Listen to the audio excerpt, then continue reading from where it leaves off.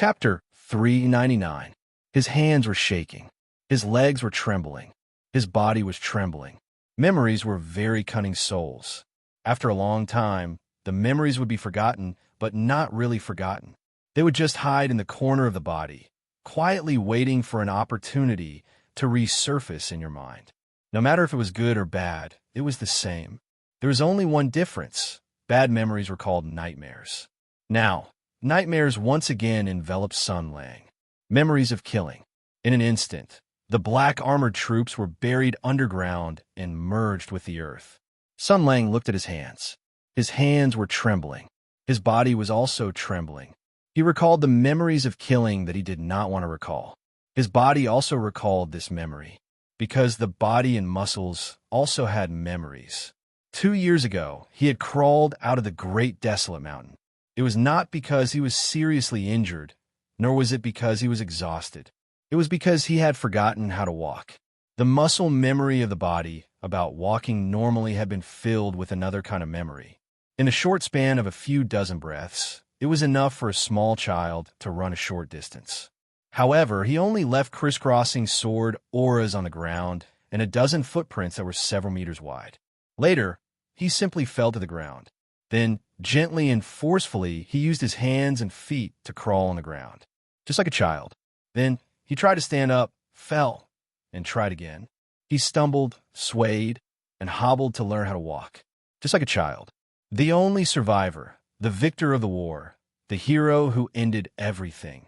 Under the silent gaze of the sky, the earth, and the countless dead, walked little by little through the battlefield filled with iron and blood, killing and destruction, sorrow and ending, and left the place where everything ended. Just like the first time he left his mother's womb, he hobbled to walk upright. Gradually, he steadied his body, his posture became lighter, and his movements became more coordinated. Finally, he raised his head and looked at the sky, letting the first ray of sunlight shine on his face. And so his war ended. This was something that happened 2 years ago. That curse-like memory was actually far from gone. It was just hidden in his body, smiling maliciously and quietly watching him. It watched him think that he had abandoned the past, watched him live freely until today. Today, his body recalled the memories of killing people. He tore the enemy apart, beheaded the enemy, chopped the enemy into pieces, and dismembered the enemy. Since human beings began to attack each other until now, all the killing techniques and combat arts that were born have been firmly remembered by this body and would never be forgotten. Sun Lang closed his eyes. When he opened them again, his surroundings seemed to be covered with a layer of frost. He narrowed his eyes and looked in the direction of the Loyalty Tower. Qin Hui was originally in the Loyalty Tower, half protected and half monitored by Hu Shouxin.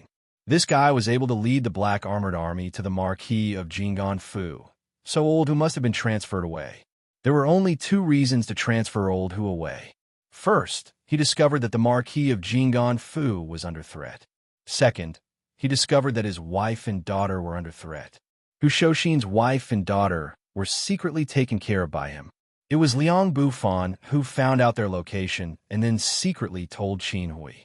With Hu Shouxin's personality, if his wife and daughter were under threat, the thunderbolt bowstring would have already sounded in an earth-shattering manner. And he would definitely ask me for help at the first moment. He did not use the thunderbolt bow to inform me, so he must have come to the Marquis of Jinggan Fu. He must have felt that using the thunderbolt bow to inform me was meaningless. He was also afraid that I would get the news and kill all the enemies that came knocking on his door. Looking at it now, he had dug a hole for himself. Really, serves him right. Sun Lang laughed coldly. Old Hu, you were always wishful thinking, always worrying for others, always thinking that you were doing it for the good of others, but now. The location of Zhong Yi Tower and Marquis Jinggan Fu flashed in his mind. The path between the two was also connected. Old Hu definitely would not deliberately take a long detour. So if he searched along a straight line from the Marquis Fu to Zhong Yi Tower, it should not be hard to find the results. So he would first kill all those black armored troops, then go to the capital to cause a ruckus. Cause a ruckus that would cause the heavens to fall and the earth to rend, cause a storm to be tossed about, cause the country to be in turmoil, and caused the world to be in chaos. You all want the world to be at peace. You all want the world to be at peace. You all want the weather to be smooth. You all want the weapons to not rise. But all of this depends on whether I agree or not. This war was ended by me, and only I know how to make it burn again. Just at this moment, a sparkling firework soared into the sky in the distance. In the dark night sky, it was clearly visible, shooting straight up into the sky. Sun Lang turned around to look, his expression indifferent. This was the cloud-piercing arrow. He had given it to Zhang Yinluo. Previously, he had tampered with the Jinghong sword a bit, so it could sense that Zhang Yinluo was continuously approaching, and the Jinghong sword did not have any abnormal fluctuations, so she did not fall into a bitter battle. In other words, she was calling out to me. But what was the point? He turned around and prepared to continue forward. Then he suddenly heard an explosion. He only felt that there was a bright light behind him, and the flames in the sky burned brightly. That small firework suddenly exploded, releasing a lightning-like radiance. Almost the entire city could see it. In the sky, the firework exploded, and the burning flames formed a line of large words, suspended in the air by a mysterious force. The entire Ming Zhou could see it clearly. Zhang Yinluo, who had released the cloud-piercing arrow in the sky, was also frightened by this kind of power. That was just a small signal flare. How could it have such great power? When she raised her head to look at the sky, she almost lost her grip on the handlebars and almost flipped the carriage. Even though the situation was critical, after she thought it through, her face still turned red, and she roared like a lioness from Hedong, Sun Lang. In the sky, a line of large words could be seen. Zhang Yinluo loved Sun Lang more than anyone else. In the Zhang mansion, Mr. Zhang was still accompanying his father upstairs to enjoy the wind. When he saw the large words in Ming Zhou, he almost fainted and roared, "I'm going to kill that little bastard!" Before he could finish cursing, a cold light flashed in his grandfather's eyes, and he elbowed his son's lower abdomen, causing Mr. Zhang's eyes to bulge and his mouth to open wide. He looked at his father with grief and indignation, and although he was angry, he did not dare to say anything. He could only complain with his eyes, "Father, why?" Yinluo's grandfather stroked his beard and said indifferently, "The wind is strong. Be careful not to sprain your tongue." Sun Lang was just about to leave when his attention was attracted by the line of words. He was stunned for a moment, and then smiled faintly. He had almost forgotten about this matter. When he first gave Yinluo the cloud-piercing arrow, she took out the gunpowder and made a directional explosive biochemical mine. After that, she had used it up, so she asked him to replenish it. At that time, Sun Lang had already begun to enjoy the feeling of teasing Zhang Yinluo, and he immediately had a bad idea. He used a bit of the Imperial Army's power to make a special cloud-piercing arrow, waiting for it to have a special effect at a special time. However, he did not have the opportunity to do so. Sun Lang had experienced the incident with Ping Yidao and Lu Zhen, and after returning, he was busy with the matter of the Imperial envoy, so he gradually forgot about this matter. He did not expect it to happen tonight. He looked at the large line of words in the sky, and unconsciously, a smile appeared at the corner of his mouth. He wondered how angry she would be when she saw this line of words and discovered that there was such a mechanism hidden in the signal flare. What kind of expression would she have? She would certainly fly into a rage and roar angrily. That angry and hopping appearance would certainly be very cute and interesting. For a moment, he sank into reminiscence. Come to think of it, in the past 2 years, his footprints had covered more than half of the world. He could jump through the canopy of the boundless forest, run thousands of miles in a single breath across the boundless plains, sit on the back of a wild horse, and follow the herd aimlessly. Just like that, he passed through the hinterland of the fire country. He could follow a group of dolphins and swim across the vast ocean. Using a nautical map, he swam all the way to the great western continent and the Thousand-Island United States. While he was at it, he could admire the stunned expressions of the people passing by on the ships, as if they had seen a ghost. The romance of crossing the universe physically was something that these foreign devils would definitely not understand. In the capital of the country of acute metal, which was full of fog and steel, he would find some big sisters who were alone and engaged in special work on the streets at midnight. He used their battle-hardened bodies to experiment on how to control the great health force, and left behind an urban legend that became stranger and stranger as it spread.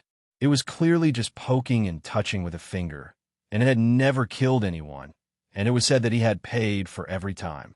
He also once stayed in a circus in the country of Greenwood, and successfully spread the idea that stacking people is an art to this simple and funny country. Although the experience in the past 2 years was free and beautiful, and even made him forget the pain of the past for a short time, when he thought about it carefully, it was indeed during this period in Mingzhou that he laughed the happiest. Unconsciously, he took out a cloud-piercing arrow from his bosom. Sun Lang looked at the firework in his hand, smiled, and ignited it. He raised his hand and let it rush into the dark night sky. With a bang, the firework exploded, and the flames were as bright as day. Suddenly, another line of words appeared in the dark sky. "You're so annoying." In the Zhang mansion, the roar of a certain father could be heard. "I must kill him." Sun Lang stood where he was, quietly waiting for Zhang Yinluo's arrival. But soon, his expression became a little strange, because he heard a roar coming from afar. This sound, in the middle of the street in front of him, a cold and biting war chariot suddenly turned around. The red light at the front of the chariot was like a pair of shining, evil eyes. Zhang Yinluo carried an extremely conspicuous heavy battle axe on his back and straddled the war chariot. His long hair fluttered in the wind, and he rumbled as he twisted the handle of the war chariot. He was even more of a biker than a biker gang. Amidst the drawn-out sound of brakes, Zhang Yinluo stopped the war chariot and jumped down. He looked at Sun Lang, who was only a foot away, and for a moment, all sorts of feelings welled up in his heart. He didn't know what to say. The moment he saw Sun Lang, the rage points that he had accumulated earlier disappeared without a trace. Sun Lang also looked at her, his expression complicated, his mood indescribable. The two of them looked at each other. After a moment, Sun Lang broke the silence. "If you have such a good thing, why don't you let me play with it?" Zhang Yinluo was stunned for a moment. I'm sorry." Sun Lang glanced at the blazing battle axe on Zhang Yinluo's back, the startling sword at her waist, the short-barreled shotgun hanging from the outside of her left leg, and the vibrating rifle on the frame of the war chariot. He was silent for a moment. "Are you a robot from the future?" Zhang Yinluo was still in a daze. "No." The two of them fell into an awkward silence again. Sun Lang was silent for a moment. "I'll be leaving first. You should hurry home." "Oh." Zhang Yinluo instinctively agreed, but suddenly reacted and shouted, "Wait." Sun Lang had already turned around. Hearing this, he turned back and asked, "What's wrong?" Zhang Yinluo shouted, "You're not allowed to go." Sun Lang frowned and said, "Don't worry about this. Yinluo, hurry home. Now," the girl said loudly, "I want to care. I got some clues from my father, then went to find Liang Bufan and forced him to tell me Qin Hui's evil plan.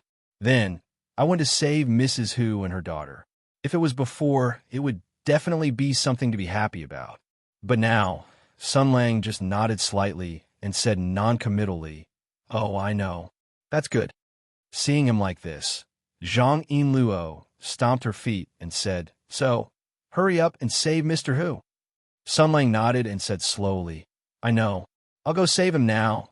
Then he turned back and was about to leave, but Zhang Yinluo shouted again, "Stop! You're not allowed to go."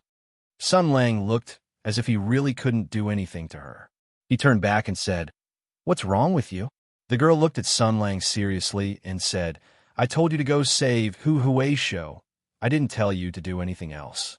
Now, Hu Huaisho must be in danger. You have to go save him quickly." Sun Lang frowned and said, "I'm going to save him."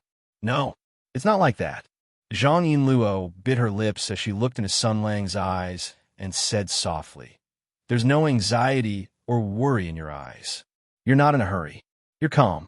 Your eyes tell me that you're not going to save Hu Huaisho. You're just going to kill someone," Sun Lang said lightly. "To save Mr. Hu, I have to kill someone. Is there a difference between the two?" Of course there's a difference, Zhang Yinluo said loudly. To save Mr. Hu, you have to kill someone. To kill someone and save Mr. Hu, this is the difference between heaven and earth. To save Mr. Hu, you put Mr. Hu's safety first. You're worried that he'll be in danger, so you don't show any mercy. But now, you're not anxious at all. You don't seem to care about Mr. Hu's life or death. Sun Lang, what happened? Sun Lang smiled and said, It doesn't matter. There's no Hu Shouxin worth saving. Zhang Yinluo said angrily. If you continue like this, I'll hit you. Sun Lang said in surprise. Hey, you actually accepted this joke by accident. Is this the time to talk about this kind of thing? Zhang Yinluo was so anxious that she almost jumped up. She rushed forward and grabbed Sun Lang's arms with both hands and shook him. Sun Lang, don't do this. Hu Shouxin is also waiting for you to save him. Sun Lang smiled lazily and said, What are you talking about? Am I not going to save him? If you stop me like this, Hu Shouxin will die. At that time, his wife's husband will die and his daughter will lose her father. It's none of my business. Zhang Yinluo roared. Hu Shouxin is not waiting for you. He's waiting for Sun Lang, his comrade in arms, Sun Lang. Sun Lang, who used to fight side by side with him. Sun Lang, who will also fight side by side with him in the future. Sun Lang smiled and said, Then he's doomed to be disappointed. The person he knew, his comrade in arms, the person who used to fight side by side with him, is already dead. That loyal official, that comrade in arms, died 2 years ago.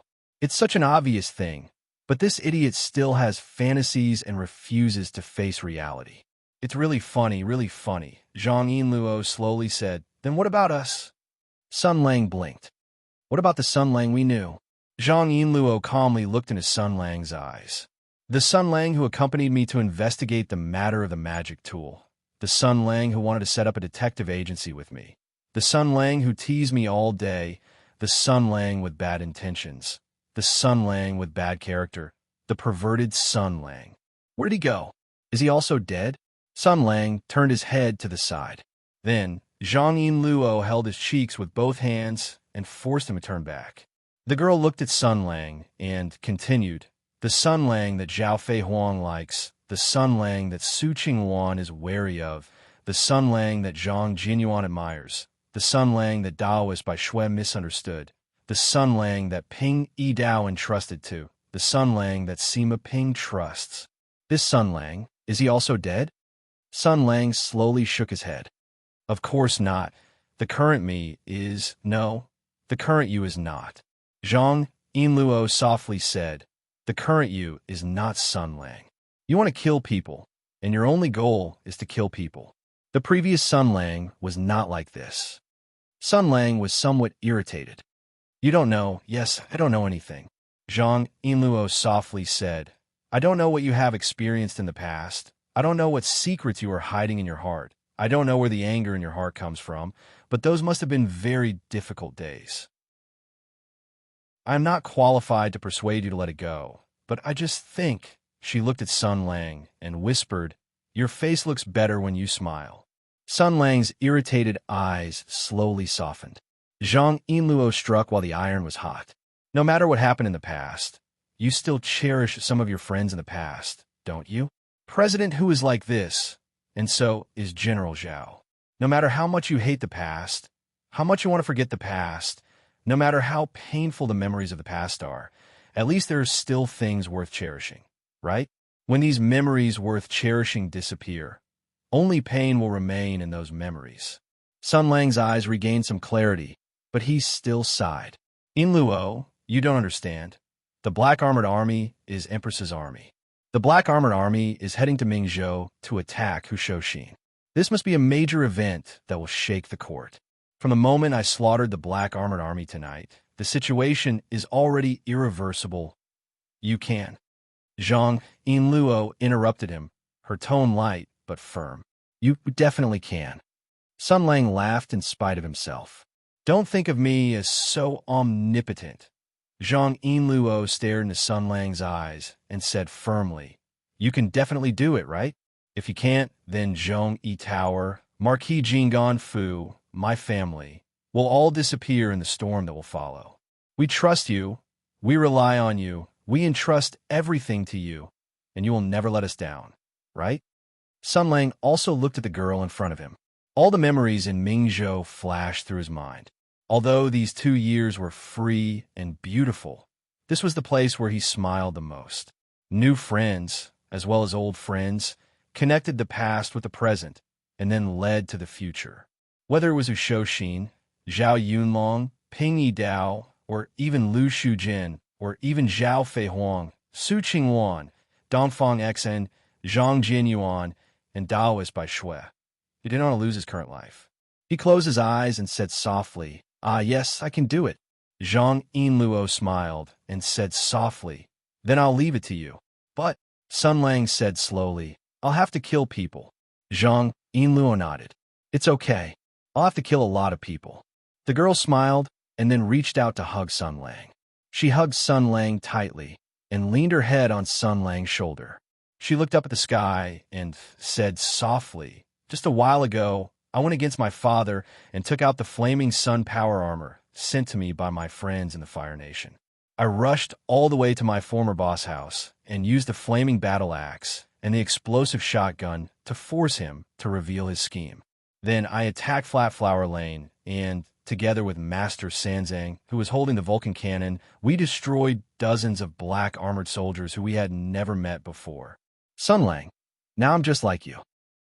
"So, you're really not a robot from the future? Really?" Zhang Yinluo gently patted Sun Lang's back. "Look at the situation we're in now, and you're still saying things like that." Sun Lang also smiled. "Then I'll go save Wu Shouxin." Zhang Yinluo nodded, but she didn't let go of Sun Lang. Instead, she asked, "Who are you?" Sun Lang was silent for a moment. Then, a smile appeared on his face.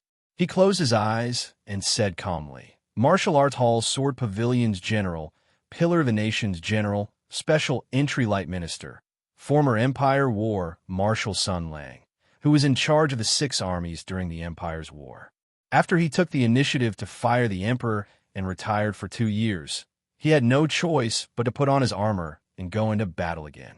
He's going to save his stupid subordinate who's always causing trouble and being surrounded." Zhang Yinluo smiled. "Wow, what a high-ranking official. But I've never heard that the martial surname is Sunday." Sun Lang blinked and said softly, "Sun Lang is the real me." The girl let go of her hand and took 2 steps back. She smiled and said, "Go." Sun Lang nodded vigorously. Just as he said before, the moment the black armored army entered the city, the situation could no longer be salvaged peacefully. No matter what method he used, he had to face it head on, because someone was watching him from behind. The sword aura soared into the sky, and the sword light shone brightly. The surging power roared and shook the city. The invincible sword light shone above Mingzhou City. Sun Lang looked to the sky and shouted, "Shurima, your marshal is back." Chapter 400. Late at night in Mingzhou, it was quiet. More than a dozen black armored soldiers were guarding the intersection of several streets like ghosts. Their mission was to guard and keep watch. Regardless of whether it was the soldiers and constables who did their duty, the warriors and paladins who acted upon hearing the news, or the drunkards and idlers who wandered around, they were all the targets of their mission. Their mission was to drive away these reckless people and prevent them from advancing in a certain direction, with their blades or with their deaths. They scanned the streets vigilantly to ensure that nothing unusual happened. Suddenly, a figure appeared on the street. That person had clear eyes and short hair. He was wearing a white Western-style trench coat. His expression was calm. He was neither afraid nor surprised. Instead, he smiled and said, "Found him." The leader of the black armored soldiers drew his bow and shouted, "Stop! Get lost!" The young man looked at them and smiled. Kuei ox armor, swallowing light helmet, black saber, fierce bow, champion drill, black armored soldier. You are the pioneers of the king. You have the same hatred as the king. Do you recognize me? The leader of the black armored soldiers did not say anything and was about to shoot. However, the person opposite them raised his hand. Immediately, a terrifying aura led to a sharp roar that pierced through the air. In an instant, The leader of the black armored soldiers and their horses were sent flying high into the air. Blood splattered everywhere. They flew for more than 10 feet and fell to the ground, unable to move anymore. Sun Lang retracted his hand and said indifferently, "You can still leave a whole corpse." Not bad. The other soldiers were shocked when they saw this. They were about to raise their blades to fight when Sun Lang arrived in an instant. He raised his hand and grabbed one of the soldiers off his horse. He lifted his leg and stomped on the ground, breaking the soldier into two. His right hand took the black saber from the soldier's hand. With a flash of the saber, 3 heads flew into the sky. The well-tempered black saber was also broken into more than 10 pieces of scrap iron. The hilt of the saber flew out and directly broke the heavy armor. It blasted a bowl-sized hole in another soldier's body. Sun Lang grabbed the hind leg of a war horse and swung the horse that weighed more than 1,000 pounds. He rushed forward. A few more people were hit by the dimensional reduction. In the blink of an eye, the black armored soldiers were all killed. Sun Lang grabbed the last survivor and forced him to kneel on the ground. He smiled warmly and said softly, "Say it." The black armor sergeant was already terrified by the slaughter. Hearing this, he still wanted to maintain his last shred of dignity as an elite of the world. However, Sun Lang did not have much patience. He exerted a little force with his right hand. That person's eyes bulged out in an instant, and the skin all over his body bulged strangely. Then he howled miserably at the sky. His voice was so miserable and loud that it exceeded the limits of what a human could do. It traveled along the quiet street and traveled all the way to the end of the road. Sun Lang slapped him on the head. "Good call." The last black armored soldier collapsed into a pool of blood. Sun Lang closed his eyes and listened to the earth. The voice was heard from afar. As expected, there was a response. The black armored army's champion drill had taught them very clearly. This bunch of blockheads would definitely do as they were told. Receiving an SOS signal from an ally and hearing the miserable wails of an ally before death. In such an extremely important and confidential operation, the two situations were completely different. Then he opened his eyes, found him. He leaped up and rushed forward. He heard the sound of a small group of cavalrymen rushing forward. They were not heading here, but in another direction. That was his destination. "How long has this been going on?" Xiong asked slowly. Hu Shoshin was surrounded in the center. He waved the spear that he had snatched. His body was already covered in blood, but he was still unstoppable. He was like a mad tiger. However, there was a limit to human strength. He had lost the Imperial Army and did not have a war horse. He was just a powerful martial artist. In the face of an army, martial artists were ultimately powerless. The 12 Nightwalkers guarded the 2 sides of the roof to prevent Hu Shoshin from jumping onto the roof and escaping from the 2 sides. 60 black armored soldiers dismounted and got into formation. They moved slowly in the narrow street and squeezed toward Hu Shoshin from both sides. The other 100 black armored soldiers waited on their horses. If Hu Shoshin turned and ran, it would be their turn. However, with such a strong formation, the advantage of the terrain, the advantage of numbers, and all their advantages to the extreme, they still could not take down Hu Shoshin. Although Xiong looked calm on the surface, he was inexplicably anxious. He thought, why don't we let the cavalrymen charge again? They had already tried it once. Although the cavalrymen's charge was earth-shattering and unstoppable, it was not much of a threat to a veteran like Hu Shoshin. This was because this fellow was a divine archer. When it came to escaping, dodging, and parrying, even if he wasn't unparalleled in the world, he could still be considered one of the few in the world. In the wave of horse trampling just now, he had directly rolled to the ground, calmly dodging the chaotic trampling of 100 elite horsemen with a total of 400 legs. He had even used his personal protective dagger to cut open the bellies of several war horses, crippling more than 10 horses' legs and almost causing a traffic accident. He thought for a moment and decided to attack mentally. He smiled and said, "General Hu, are you still not going to surrender?" Hu Shoshin waved his spear and forced back another wave of probing attacks from the black armored troops. He laughed and said, Xiong Air, do you think that dragging on for too long will lead to more trouble? So you want to attack mentally? This fellow was so talkative. Xiong Air was furious, but he smiled and said, General Hu, you know that the 12 Night Walkers have not made their move yet. The black armor troops have not attacked with their full strength. I have already shown mercy, but my elder brother killed without batting an eyelid. Slaughtering your comrades in the army like this is really despicable. Hu Shoshin leaned on his spear and said with a smile, Bastard, when it comes to war, I am your ancestor. Do you think I haven't seen the Black Armored Troops championship drill? It is extremely difficult for the Black Armored Troops to form an army. The cost of training soldiers is high, so the strategy is to advance slowly. Unless it is a critical moment, do not forget to fight to the death.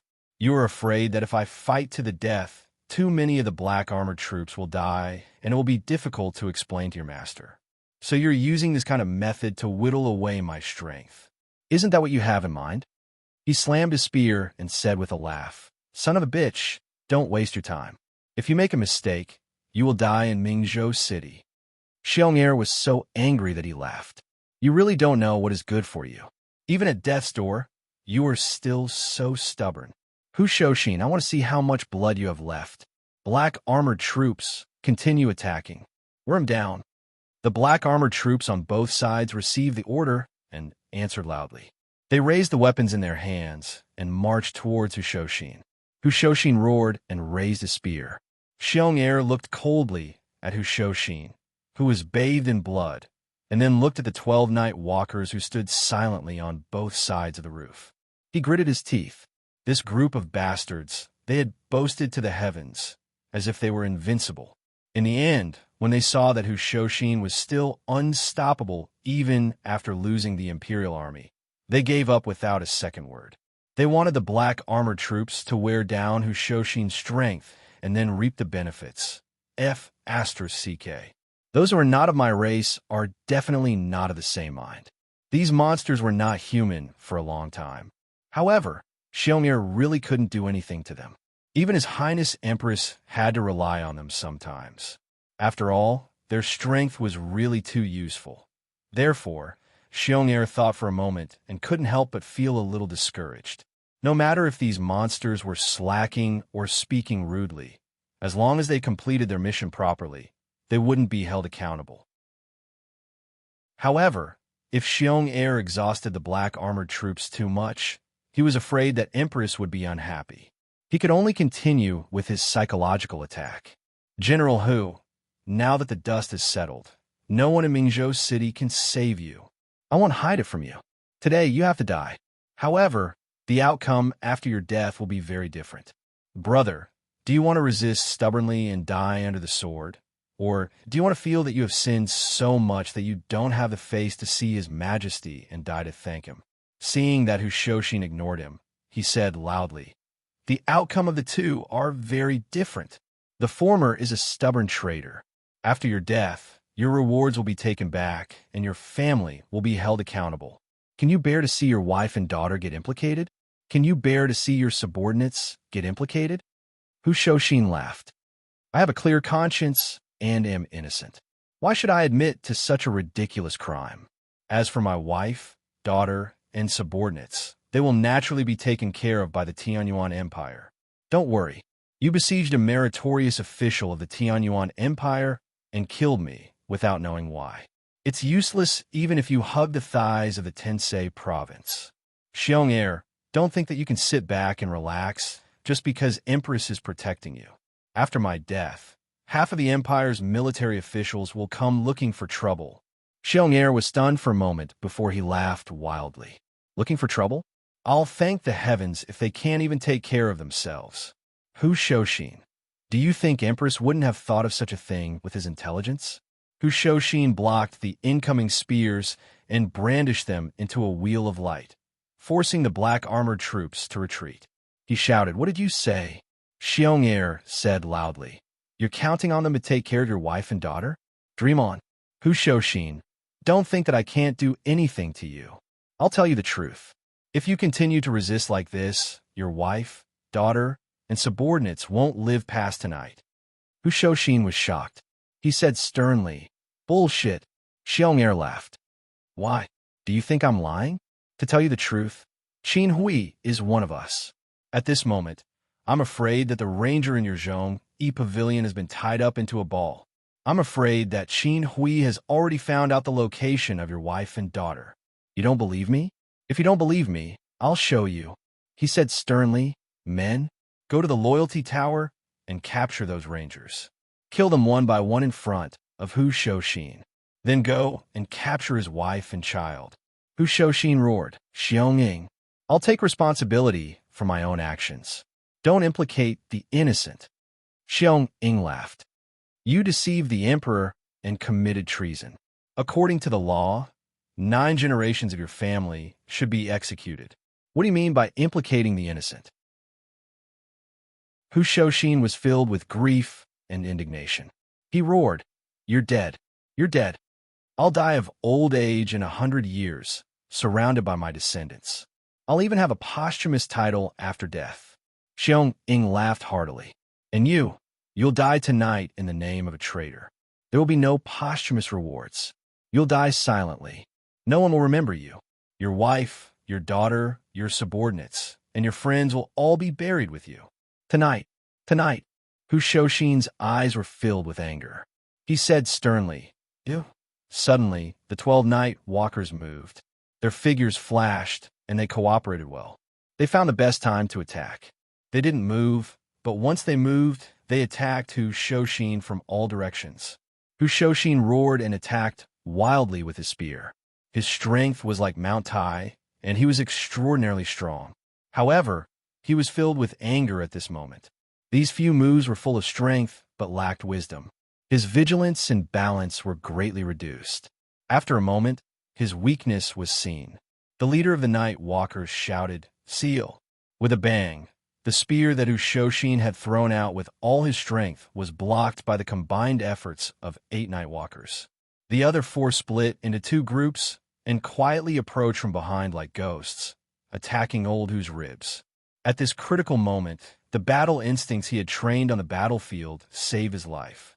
He felt danger approaching and immediately let go of his spear.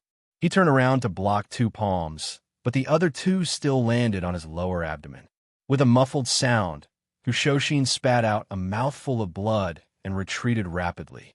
At the same time, the 8 people who had joined forces to block the fierce attack had also dissolved the enormous force and finished adjusting their breathing. At this moment, the outcome of the battle was clear.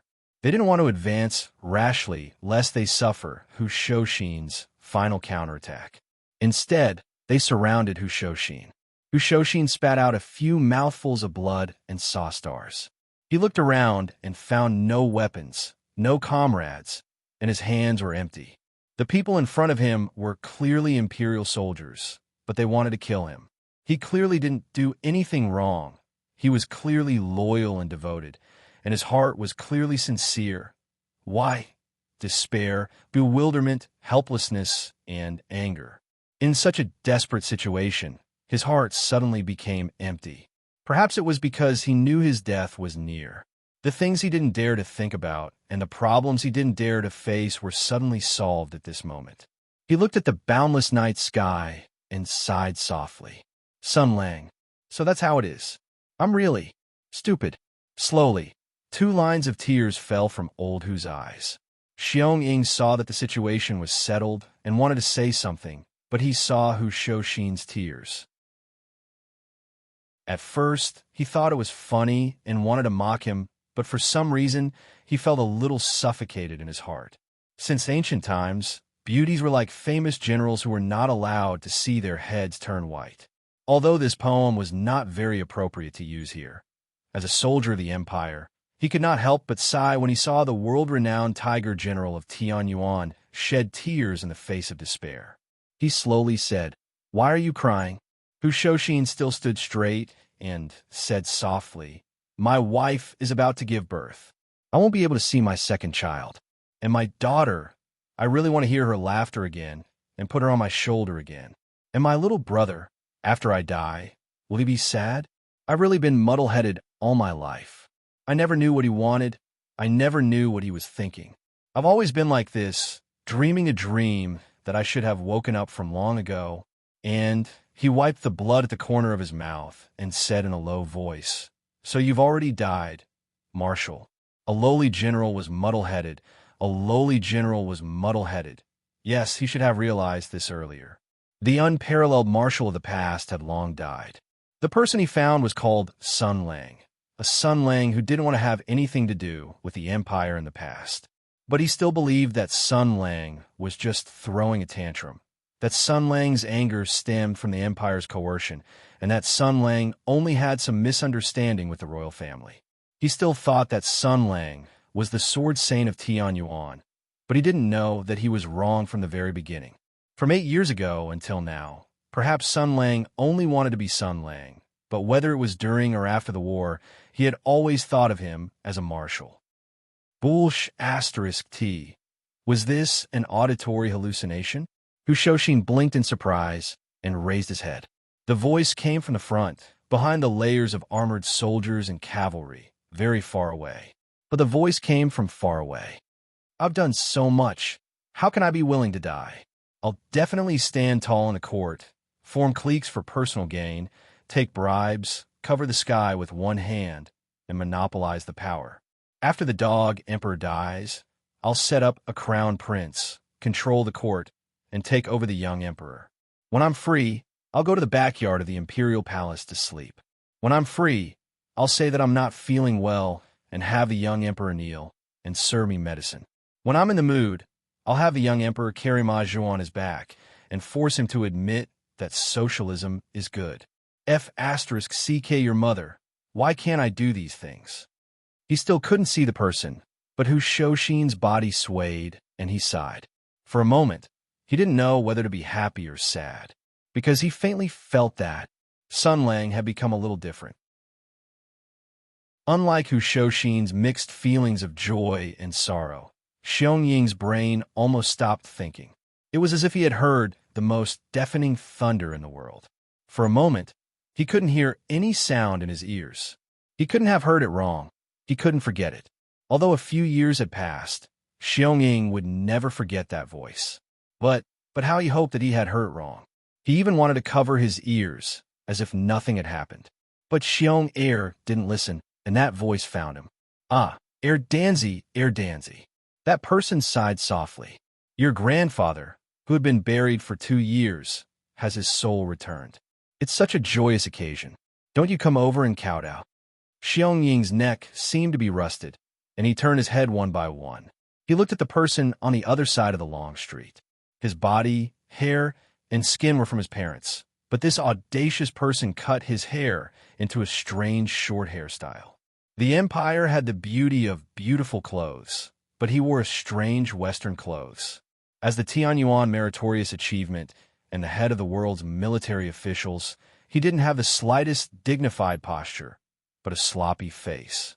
This man looked like a good-for-nothing prodigal who had been blinded by the local customs and customs of the barbarians and had dressed up in a deviant manner, forgetting his parents and ancestors. But this person was the most dazzling general in the Tianyuan era. He was the most powerful official, and his achievements were unparalleled in the era. He was the best in the world 3 times. His lips were trembling. His body was trembling. His soul was trembling.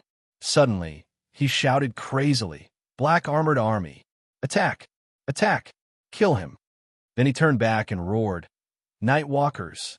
Catch Hushoshin quickly! Catch Hushoshin!" The Black Armored Army didn't know the identity of the uninvited guest, and soldiers had to obey orders. So they turned their horses around, neighed in unison, leveled their spears, pulled out their sabers, knocked their bows, and rushed towards the enemy. "Okay, just stop him for a while. Just a while will do." Xiong Ing turned his head. Next, they had to catch Hushoshin, and then the 12 Night Walkers looked at each other and rushed to the sky at the same time, fleeing in all directions. "Bastard!" Xiong Ing cursed and shouted, "Foot soldiers! Go forward! Go forward! Go forward! Capture the enemy alive! You must capture him alive! You must capture him alive!" Hushoshin was shocked. He wasn't worried about the Black Armored Army that was rushing over, but he was worried about the 12 night walkers that had escaped. They were very cunning, had outstanding skills, and were very fast. As long as one of them escaped and reported today's matter to the emperor's concubine, then he shouted, "Sun Lang, don't worry about me. Go and kill those 12 people first." Xiaoying seemed to have grasped at the last life-saving straw and said hoarsely, "Yes, kill them first. I won't kill Hu Shouxin. I definitely won't kill him." Sun Lang looked at the black-armored elite cavalry charging towards him, and looked at the night walkers who had escaped into the night, and smiled. He said softly, "Old Hu, you should call him Marshal." Hu Shouxin suddenly had a very bad premonition. "Sun Lang, what are you trying to do?" Sun Lang stretched out his hand and closed his eyes as if he was calling for something. In an instant, Hu Shouxin sensed it. His eyes almost popped out, and he shouted hoarsely, "Sun Lang, stop! I told you to stop. Stop!" Then, Sun Lang opened his eyes, and the night wind blew his robes. The former 7 luminaries' sword saint laughed. "The horse flies fast. The bow is like thunder. The bow is like thunder. The string is like thunder. The king of the world, the king of the world, the reputation of life and death." Huh! The reputation of life and death. The reputation of life and death. The imperial army, the divine weapon that Hutu Empire relied on to run rampant in the world, dominating the universe. It had a mysterious power that transcended the mortal world, and only martial artists who refined spirit into chi could control it. Every one of the imperial army's unique name was a legend, a legend. They fought with their master, grew with their master, and once a contract was signed, no one else could use them except their master. Except for one person. Lightning flashed, and purple light rushed to the sky. A terrifying black cloud suddenly rose up in the sky. Lightning flashed, and the night sky blazed. The thunder bow that had been sealed by the night walker shot up into the sky, releasing brilliant lightning. Then it rushed towards Sun Lang's hand. Sun Lang held the bow in his hand, and the bowstring was like a full moon. The pulsing purple light condensed into a slender arrow, and the tip of the arrow flickered with light, condensing the power of destruction. Sun Lang's robes fluttered, and he drew the thunder bow. His eyes were unprecedentedly calm and clear, and he condensed all his thoughts, all his restraints, and all his beginnings in these 2 years into this arrow. "Sun Lang is here." He laughed. "You all, those who love me, I love you. Those who hate me, I hate you. Those who miss me, those who follow me, those who trust me, those who miss me, those who hope for me, those who fear me, those who hate me, those who fear me, those who betray me, those who are ashamed of me. You all, watch out for my arrow." Chapter 4:01. The Great War of Heaven's Origin, the invasion of foreign enemies, and the sky demons sweeping across the world. The entire human civilization was facing a second catastrophe. The flames of war were ignited all over the world at the same time. Although they had been prepared for a long time, there was no such thing as perfect preparation for a war in this world. After the first Great War of Heaven's Origin, through the research of the war relics left behind by the sky demon, the strength of the human race was unprecedentedly strengthened. The 5 most powerful countries in the world each developed brilliant civilizations and possessed powerful military forces. However, after the war began, they discovered that the number and strength of the sky demon invasion this time were far greater than the sky demon that was defeated last time. They were also prepared for war. Then, there were countless casualties and countless sacrifices. The situation became extremely bad. The country was in danger of being exhausted. The people were in danger, and the common people were suffering. Under the threat of the destruction of the country and the extinction of the species, everything was giving way for war, whether it was material, moral, or even imperial power. Everything was for victory. For this reason, morality could be ignored, and for this reason, imperial power could be compromised. Therefore, the power and status of the generals became unprecedentedly strong, and the trend of valuing military power and belittling literature that had long existed in the empire swelled to the extreme. Professional soldiers were born, and war heroes were sung all over the world. The Hutu Empire, which was founded on martial arts, had been turned into an extremely terrifying beast by the war. When a rich and powerful agricultural country with a long history and a brilliant civilization completed the reform and became an efficient and ruthless military country that was born for war, it was enough to make all the neighbors unable to sleep at night. Of course, the current emperor was a sensible person, and he was also a smart person. In fact, he had clearly realized a key problem a long time ago. If the power of the generals with different surnames swelled to the point that they could shake the rule of the royal family, even if they won the war, the country would no longer belong to them. Then what was the use of winning the war? What was the use of winning the war? In this situation, the generals who had more and more power and status did indeed need to be restrained. However, they couldn't do it too badly, and they had to have a good reason. Therefore, the weak civil officials had to be pushed aside. Therefore, with the glorious reason of the country is also my family, how can my family's children fall behind? A large number of children of the royal family were sent to serve in the military. The military camps and battlefields became opportunities for them to train themselves and display their talents. The survival of the fittest, the strong would be promoted to a high position, and the weak would be crushed to pieces. Although it was heartless, this had always been the law of the royal family. Several of the most outstanding princes stood out, but the most outstanding one was the first princess. The emperor's favorite daughter stood out in the army, won the hearts of the soldiers, recruited capable and fierce generals, and made many meritorious contributions. She became the most dazzling general of the royal family in the later stages of the Tianyuan War and was promoted to the position of the right commander. It had to be said that in addition to her own talents, her identity as empress and as a woman had brought her too many advantages and conveniences.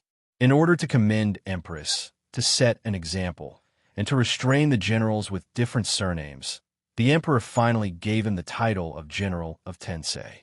He was in charge of the civil and military affairs in the southern theater of operations and allowed him to establish his own government and establish his own government. Empress controlled the power of several provinces, which was unprecedented in the later two dynasty. The emperor's love for Empress Tensei was unprecedented. After the victory of the war, the power of the Tensei province was collected step by step, and the wartime power of Empress was not reduced at all. The military power in Empress' hands was even comparable to that of the Ministry of War. Such favoritism made people unconsciously try to figure out the emperor's intention. Stubborn people would sigh that the royal family was monopolizing power. Opportunists would guess whether the emperor wanted to make Empress the crown prince. And those with bad intentions would want to be the emperor's son-in-law and reach the peak of life. Of course, if they knew what Empress was doing right now, they would be so shocked that their eyes would pop out. It was night, and Tensei province was brightly lit. In a heavily guarded dark room in a huge underground palace, a huge astrolabe was floating in the air, reflecting the light of the empire's 9 provinces. More than 10 Yin disciples who were proficient in divination were busy calculating the astrolabe, setting the position of the astrolabe at Mingzhou City. The reflection of the starry sky reflected light spots of various sizes. If the old scholars of the empire saw this scene, they would be so angry that they would spit out 3 liters of blood and then curse. This astrolabe was clearly unique to the imperial astronomer. It was used to observe the movements of the imperial army. This was the authority of the royal family, but Tensei province had actually created one for themselves.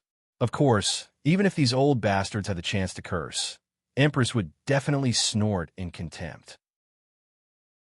At this moment, the most powerful woman in the empire was standing with her hand on her sword.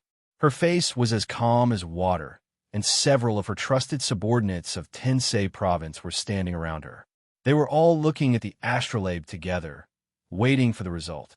Empress took a deep breath and said slowly, "Can someone tell me why the dozens of advisors of Tensei province have worked together to formulate a foolproof plan to kill the leader? We have the night walkers to seal the imperial army, and we have the night walkers to encircle and suppress him. We have the most elite soldiers, the most perfect plan, and the night walkers as reinforcements. Why can't we kill Hu Shoshin? Also, she looked at the disappearing light spots on the astrolabe. We've already lost dozens of black armor soldiers. Is Hu Shoshin really that hard to deal with? She pointed at the dozens of bright light spots on the screen. All of the Imperial Army in Mingzhou City are here. Not a single one of them is participating in the battle, and not a single one of them is intervening. Can someone tell me what's going on? What did they encounter? Could it be that the unparalleled elites of Tensei Province, the invincible black armor soldiers, have been defeated by Hu Shoshin's ranger? No one could answer her question. Even though the astrolabe was reporting real-time battle information, they could only judge the battle situation from the positions and numbers of these light spots. They had no further information, and they had no way to command the battle. They could only watch helplessly when encountering such an unexpected event. She said coldly, "Xiong Ying is useless. He really is a piece of trash. He can't even do something like this well. Humph, if it weren't for the fact that we were afraid of those old bastards from the Imperial Astronomer making too much noise, we wouldn't have been able to send the Imperial Army to kill him. Otherwise, even 10 Hu Shoshins would have been dead by now." As soon as she finished speaking, a white-haired astrolabe said with difficulty, "Thunder, thunder bow." Empress's expression changed. She could no longer stand this series of unforeseen events. She said sternly, "What's wrong with the thunder bow? Did Hu Shoshin draw the thunder bow? Wasn't the string of the thunder bow sealed by the night walkers? Wasn't Hu Shoshin heavily surrounded? How could he draw the bow again?" That astrolabe's face was aghast, as if he had seen a ghost. He said in panic, "No, no, no, it's not Hu Shoshin." Empress said angrily, "Nonsense. Other than Hu Shoshin, who else could?" Then, her pupils suddenly shrank. The astrolabe's cries of alarm rose and fell. Purple star level starlight reaction detected. Everyone's eyes were focused on the image projected by the astrolabe. Under their shocked gazes, that dim light spot that represented the thunderbow string, in an instant, blossomed with an exceptional brilliance that no one could look at directly. Then, on the astrolabe's light image, 200 black armored troops, 12 night walkers, representing the Tensei elites under Xiong Air's command who carried out the decapitation plan, in an instant, scattered like the wind and clouds, turning into broken light spots, swept away by the wild lightning. With a plop, that white-haired astrolabe knelt on the ground. His body was trembling crazily, his face was pale, and his eyes were full of panic and fear. The scene in front of him was familiar, awakening the memories that had been sealed for a long time. 2 years ago, he was still a supervisor of the Imperial Astronomer. At that time, he had seen an even more terrifying scene. He suddenly hissed, "It's him! It's him! He's not dead yet. He's still alive. The sword flashed, and the old astrolabe's head flew into the sky, blood splattering everywhere. Empress looked at the astrolabe expressionlessly, the hand holding the sword trembling slightly. She muttered, "This is an illusion." The loyal Tensei officials looked at each other and quietly blocked the exit of the astrolabe, surrounding the starry astrolabe who were still incomparably shocked. Amidst the screams, the slaughter began. But all of this could not be undone. In the Imperial Astronomer, the astrolabe official on duty looked at the astrolabe in front of him, rubbing his eyes hard, thinking that he was still not awake. Then he quivered, jumped up, and shouted, "Someone come! Someone come quickly! Quickly ask the supervisor and the registrar to come here. It's extremely urgent. It's extremely urgent." But soon, this young astrolabe seemed to have thought of something and suddenly stopped the marquis of the 5 sense organs who went to find the supervisor. He slowly said, "You guard here. After a quarter of an hour, go find the officials. Remember, do work diligently, and this official will not forget your benefits, understand?" Then he messed up his clothes, kicked off one of his shoes, and rushed out of the door in a sorry state. He ran all the way in the direction of the palace, wailing like a ghost and howling like a wolf. I want to see His Majesty. I want to see His Majesty. His Majesty. This humble official risked death to hear it. Great joy. Great joy. The pillar that holds up the sky of my dynasty is still in this world, still in this world. It was said that this young and promising astrolabe official's ambition had not been fulfilled, and that night in the palace, he suddenly fell ill and died. It was really a pity. Coincidentally, a few imperial officials and palace guards who did not sleep that night also fell ill. It was really quite a pity, but all of this could not be undone. At night, the Star Suppression Sword Palace suddenly burst out with a continuous sword chime. It was like a dragon's roar that shook the 9 heavens. All the demonic weapons, imperial army, and weapons in the sword palace rumbled and resonated, causing the entire imperial capital to be shocked and terrified. People woke up from their dreams and looked at each other, not knowing what had happened. In the sword palace, the Hutu sword saint, who was regarded as the ultimate guardian by all the warriors in the world, was wearing heavy armor. His face was hidden, and he stroked the heavy sword in his hand and said calmly, "He's back, and you're awake too." What a coincidence! Yes, all of this could not be undone. In the extreme west of the empire, in the territory of Qin province, the largest aristocratic family in Sichuan, in the continuous mountain range, sat the Bai family castle. People were awakened by the deafening rumble. The middle-aged master of the Bai family sat up, put on his clothes, and listened to the faint cries of grief. He sighed and said, "Father," fell ill again. His wife, who had also woken up, could only hold his hand. She knew that her husband was tired and tired. Everyone knew that the Bai family of Sichuan was very powerful, with the 7 luminaries sword saint in charge of the family. Even the prefecture overseer and the great general had to respect him. Who else dared to go against the Bai family castle? However, no one knew the dangers.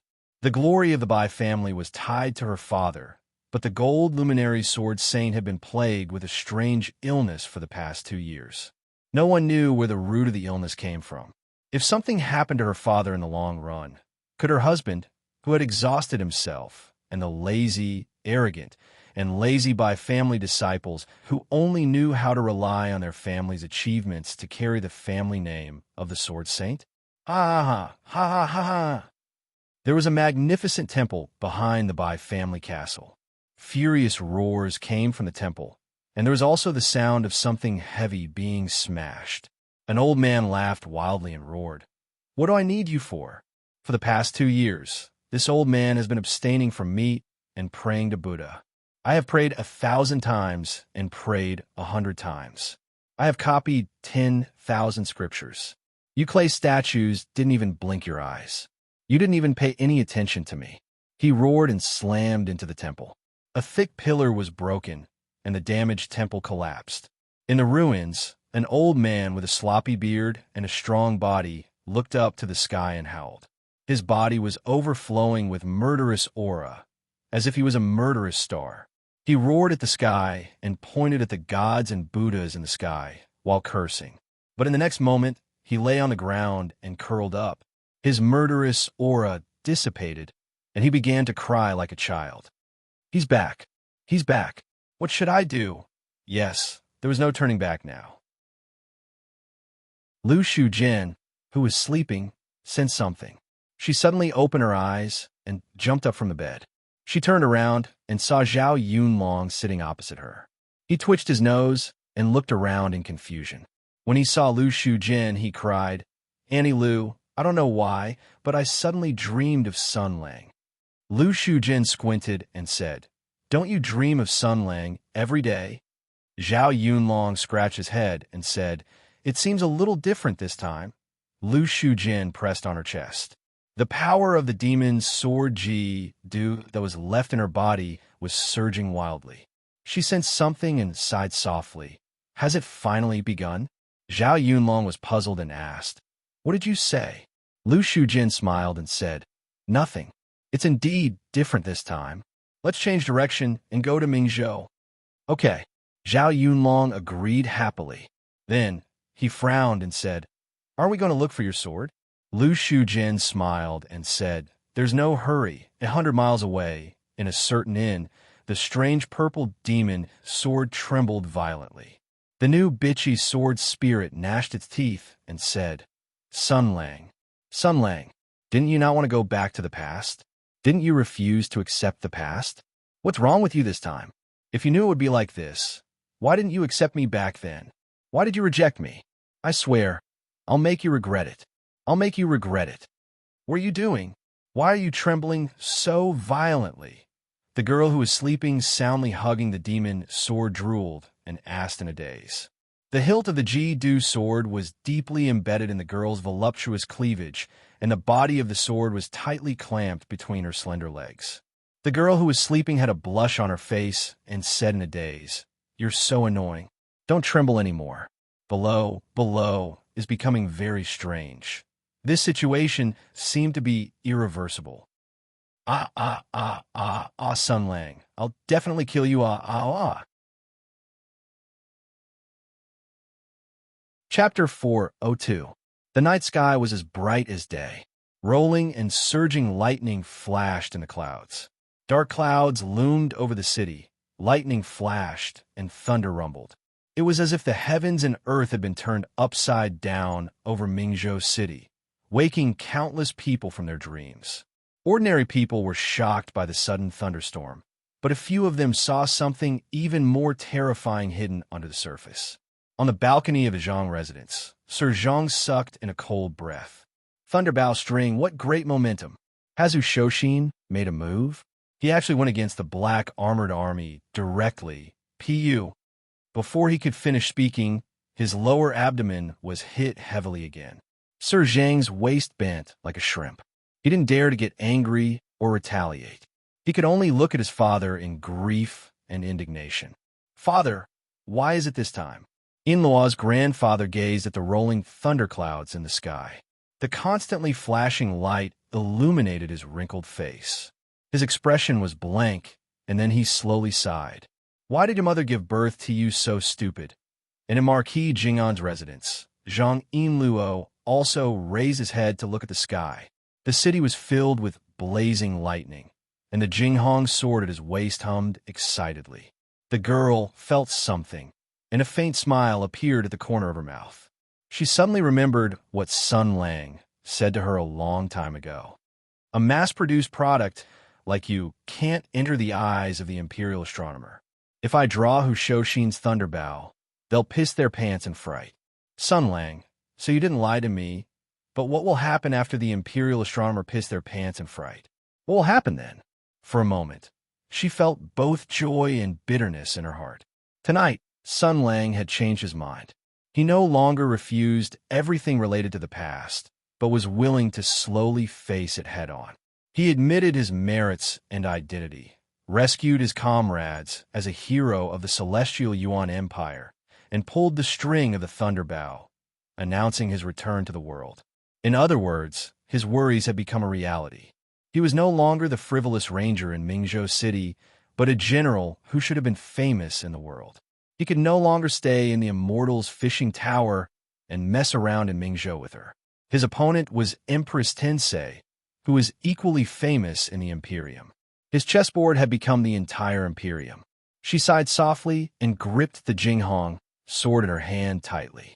When he returned to that position and took back the achievements and status that originally belonged to him, would he still care about a little girl from Mingzhou City?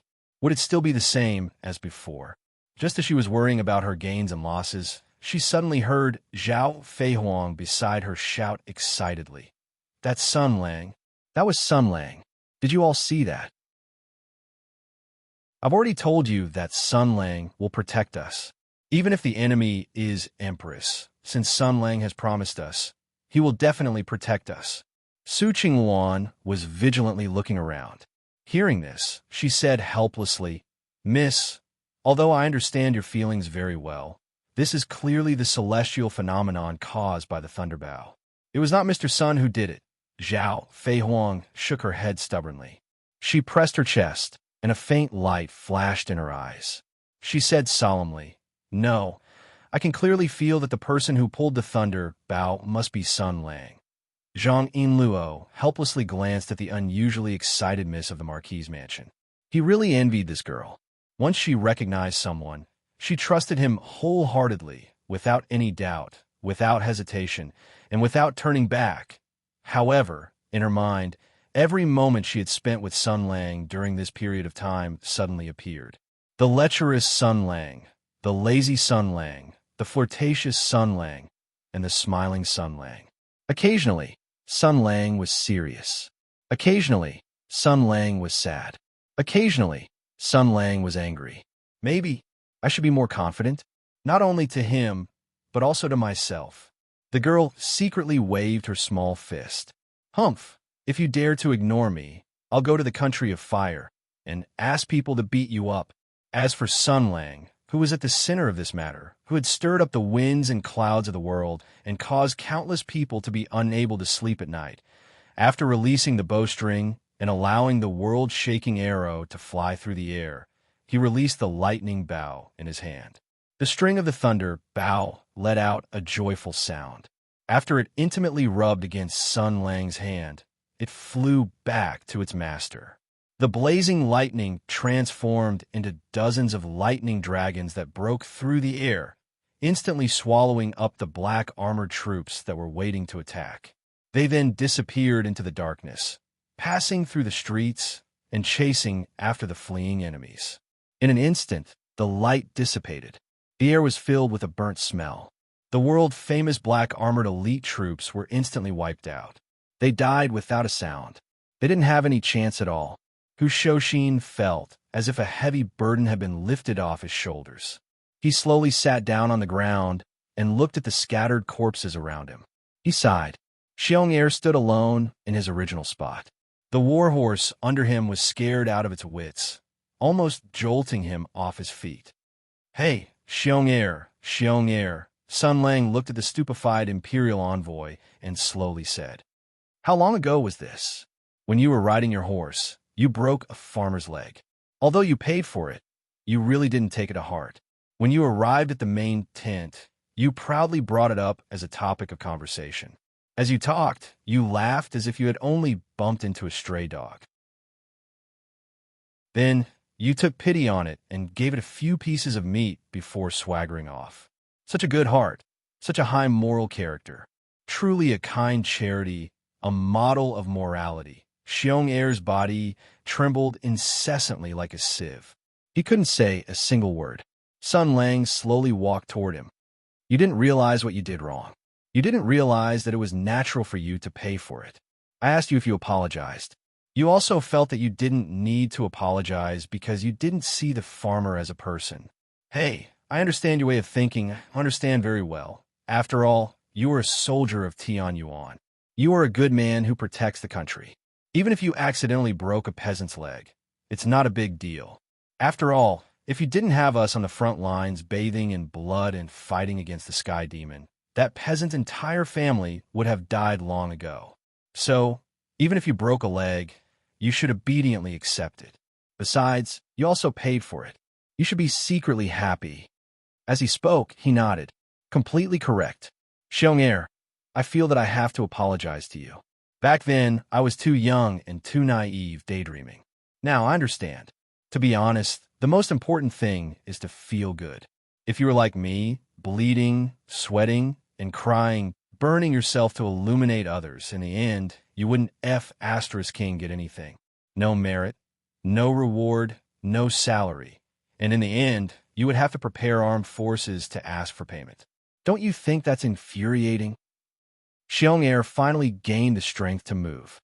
He used all his strength to roll off the saddle and even fell to the ground. He knelt in the scorched ground and kowtowed repeatedly. "Marshal, it's a lowly general's fault.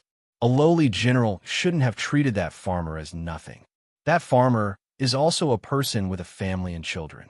He can feel pain, Sun Lang frowned. He walked over, squatted down, and patted Xiongying's shoulder. He sighed. "You, as a villain, you don't qualify. Qin Hui of the civil service is much better than you. I can talk and laugh with him. Can't you be more manly? You are a military officer. How could Xiongming care about this?" He pressed his head against the ground and trembled.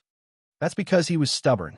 A lowly general knows his mistakes and can change. A lowly general has turned over a new leaf. From then on, a lowly general has remembered Marshall's teachings and turned over a new leaf. He loves the people like his own children and has never done anything out of line. Sun Lang sighed again. Bullshit, bullshit. I have seen through you people a long time ago. That's why I didn't reason with you back then. I didn't educate you earnestly. I didn't tell you what it meant to be a family of soldiers and civilians. I didn't tell you that even bumpkins have dignity. They're also people. I can't restrain you with a very high moral standard because I've already realized, he smiled gently.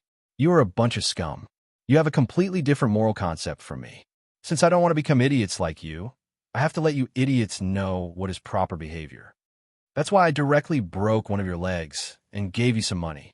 I also did things according to your logic. In my eyes, you are also like a dog. You can't resist. Even if you have resentment, you can't do anything. When I threw you out of the tent, no one spoke up for you.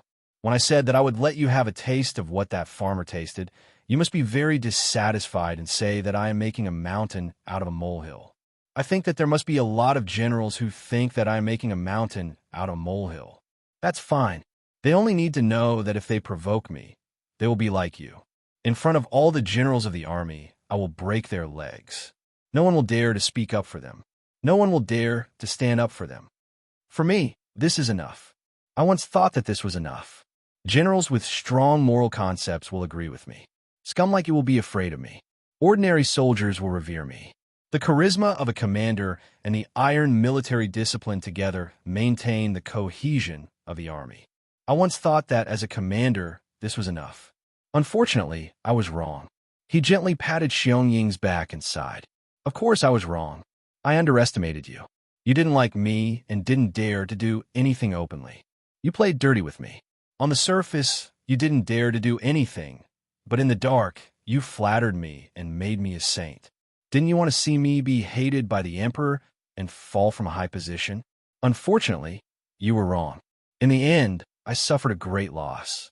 It wasn't because of this. It was because I was too stupid. Unfortunately, you were wrong. I am F*** king back. The last sentence was said with a stern expression. Xiong Ying's mood was like a roller coaster, flipping up and down. His heart was constantly collapsing. Hearing this, he said in a hoarse voice, "Congratulations on your safe return, Marshal. May Marshal return to the capital with glory. You will be promoted and promoted. You will have power over the court and return justice." Sun Lang pressed his hand on Xiong Ying's helmet and said gently, "Xiong, you are really stupid. You made a mistake again. Return justice. If justice is already missing, then what do I need it for?" Although there was a helmet between them, Xiong Ying could still feel the threat of death coming from above his head. He was so scared that he cried and said, "I am willing to be Marshall's dog. I will be your vanguard. I beg Marshall to take me in." Sun Lang pushed hard and Xiong Ying fell flat on his face. He sneered, "Who do you think you are to be my dog? What use do you have to me?" "Xiong, I'm bringing it up to remind you that you broke a farmer's leg, and I broke one of your legs too. Today, as a former subordinate of the Heaven's Origin Sector, you've fallen into my hands while besieging your comrades during the war. What should you do?" Even when he said this, Xiong Ying did not have any thoughts of resistance or escape. He knew that it was completely useless. Even if he died a grand death, he was still dead. Even if he was still alive, he was still alive. Moreover, it was not shameful to be able to be the Marshal's subordinate. Staying alive was the most important thing. He racked his brain and thought about his use. Suddenly, an idea flashed through his mind. Xiong said loudly, "A lowly general is still useful." A lowly general was taught by Marshall a few years ago and returned to the rear to recuperate. He then joined Empress. In the past few years, he also knew a lot of secrets in Tensei Province. He also knew the distribution of personnel and weaknesses in Tensei Province. Now, he is willing to give up the darkness and join the light. He will tell you all these secrets and offer them to Marshall. Sun Lang looked at the sky. "It's getting late. I want to go home and watch the game. If you are still wasting my time here, then I won't see you off." Xiaoying looked at Sun Lang, who slowly raised his hand, and his heart finally collapsed. He closed his eyes, tears and snot mixed together, and shouted to the sky, "A lowly general is willing to expose Empress for martial." Sun Lang said indifferently, "Oh." Xiaoying seemed to have grasped the last straw and said quickly, "A lowly general is useful." A lowly general received secret orders from Empress and used the excuse of investigating the demon suppression in Churu to secretly find an opportunity to kill Hushoshin. After this incident, Tensei Province will definitely try to distance themselves from it. However, as long as a lowly general lives in this world, he will be a stained witness that will make Empress unable to eat or sleep in peace. Marshal, you have a high reputation and are invincible in the world. However, this matter involves the imperial court. You have to have a good reason to act, so that His Majesty can't say anything. A lowly general's use lies in this. Sun Lang's expression was subtle. He stood in place and looked at Xiong without saying a word. Xiong also knelt on the ground with his eyes closed. His body trembled and his face was full of tears. He waited for the final judgment. Whether he lived or died depended on this last wave. After an unknown amount of time, Sun Lang said calmly, "Good, Xiong, you are finally smart for once." Xiong heard this and slowly sat down on the ground. His whole body seemed to be exhausted. In the lightning that had yet to disperse, Sun Lang's face flickered between light and darkness. He walked forward, kicked Bear too, and said indifferently, "So, you understand your position, understand your value, and understand your usefulness? I will only listen to you once." Xiong lay on the ground and said in a flat tone, "In the eyes of the marshal, I have always been a wild dog. My only use is to bite Empress for you. I am a wild dog that makes Tensei Province unable to eat or sleep in peace. As long as Tensei Province does not fall, I am useful. The marshal will not let me die." Sun Lang nodded with satisfaction. "Good. Then you sleep for a while." Then he lifted his foot and kicked Xiong head. Xiong eyes turned white and he fainted. Sun Lang let out a long sigh, then used his right hand to cover his face and said deeply, "Humph. I don't show my emotions on my face. I'm skillful, I'm unpredictable, and I'm ruthless. I'm able to control the enemy's emotions in my palm, break through their heart's defenses, disintegrate their soul, and make them lose all their dignity and resistance. I'll make them carry the deepest fear and reverence, and become the most obedient mad dog under my command. I'm really too amazing." A poo sound slowly came from the side. "If it wasn't for the fact that Xiong was scared of you to the core a few years ago, I'm afraid that your sudden return from the dead was too frightening. If it wasn't for the fact that your attack just now was too frightening, if it was someone else, they wouldn't necessarily be frightened by you. You're not cut out for that at all. Why are you pretending to be a profound and wise person?" Sun Lang's face instantly showed a sense of anger from being exposed. Then, this emotion quickly disappeared without a trace. Sadness suddenly appeared on his face. He held his hands in front of his heart, looked at the sky, tiptoed, and said affectionately to the moon hidden under the dark clouds, "My wife is about to give birth. I will not be able to see my second child. And my daughter, I really want to hear her laughter again." A moment later, someone's angry roar sounded. "Shut up, you little bastard. You are hiding and eavesdropping. Damn it. Shut up, shut up." Sun Lang laughed and said, "Don't be shy, old Hu. If it was not the last moment of life and death, I really would not know that under your rough and bold appearance, there is actually such a delicate and sensitive soul." Ah, what a classic line. I must say it for everyone to hear, Hushoshin said angrily. "If you dare to say half a word, I will King kill you." Sun Lang flashed to Hushoshin's side, who was sitting on the side of the street. Looking at Hushoshin's blood-covered appearance, he clicked his tongue and said, "Injured like this, you are still full of energy. Looks like you won't die. TSK, TSK, TSK. This is really powerful. Come, let me see." He stretched out a finger as fast as lightning and poked Hushoshin's right rib. Not to mention Hushoshin's heavily injured body, Even if he was in perfect condition, he would not be able to dodge this attack. Old Hu's right rib had taken a heavy blow from the Nightwalker, so his internal injuries were not light. Being poked, he was in so much pain that he almost jumped up. He threw out a punch and said, "Get lost." Sun Lang giggled and slapped Hu Shoshin's arm again, which immediately affected the wound on his arm.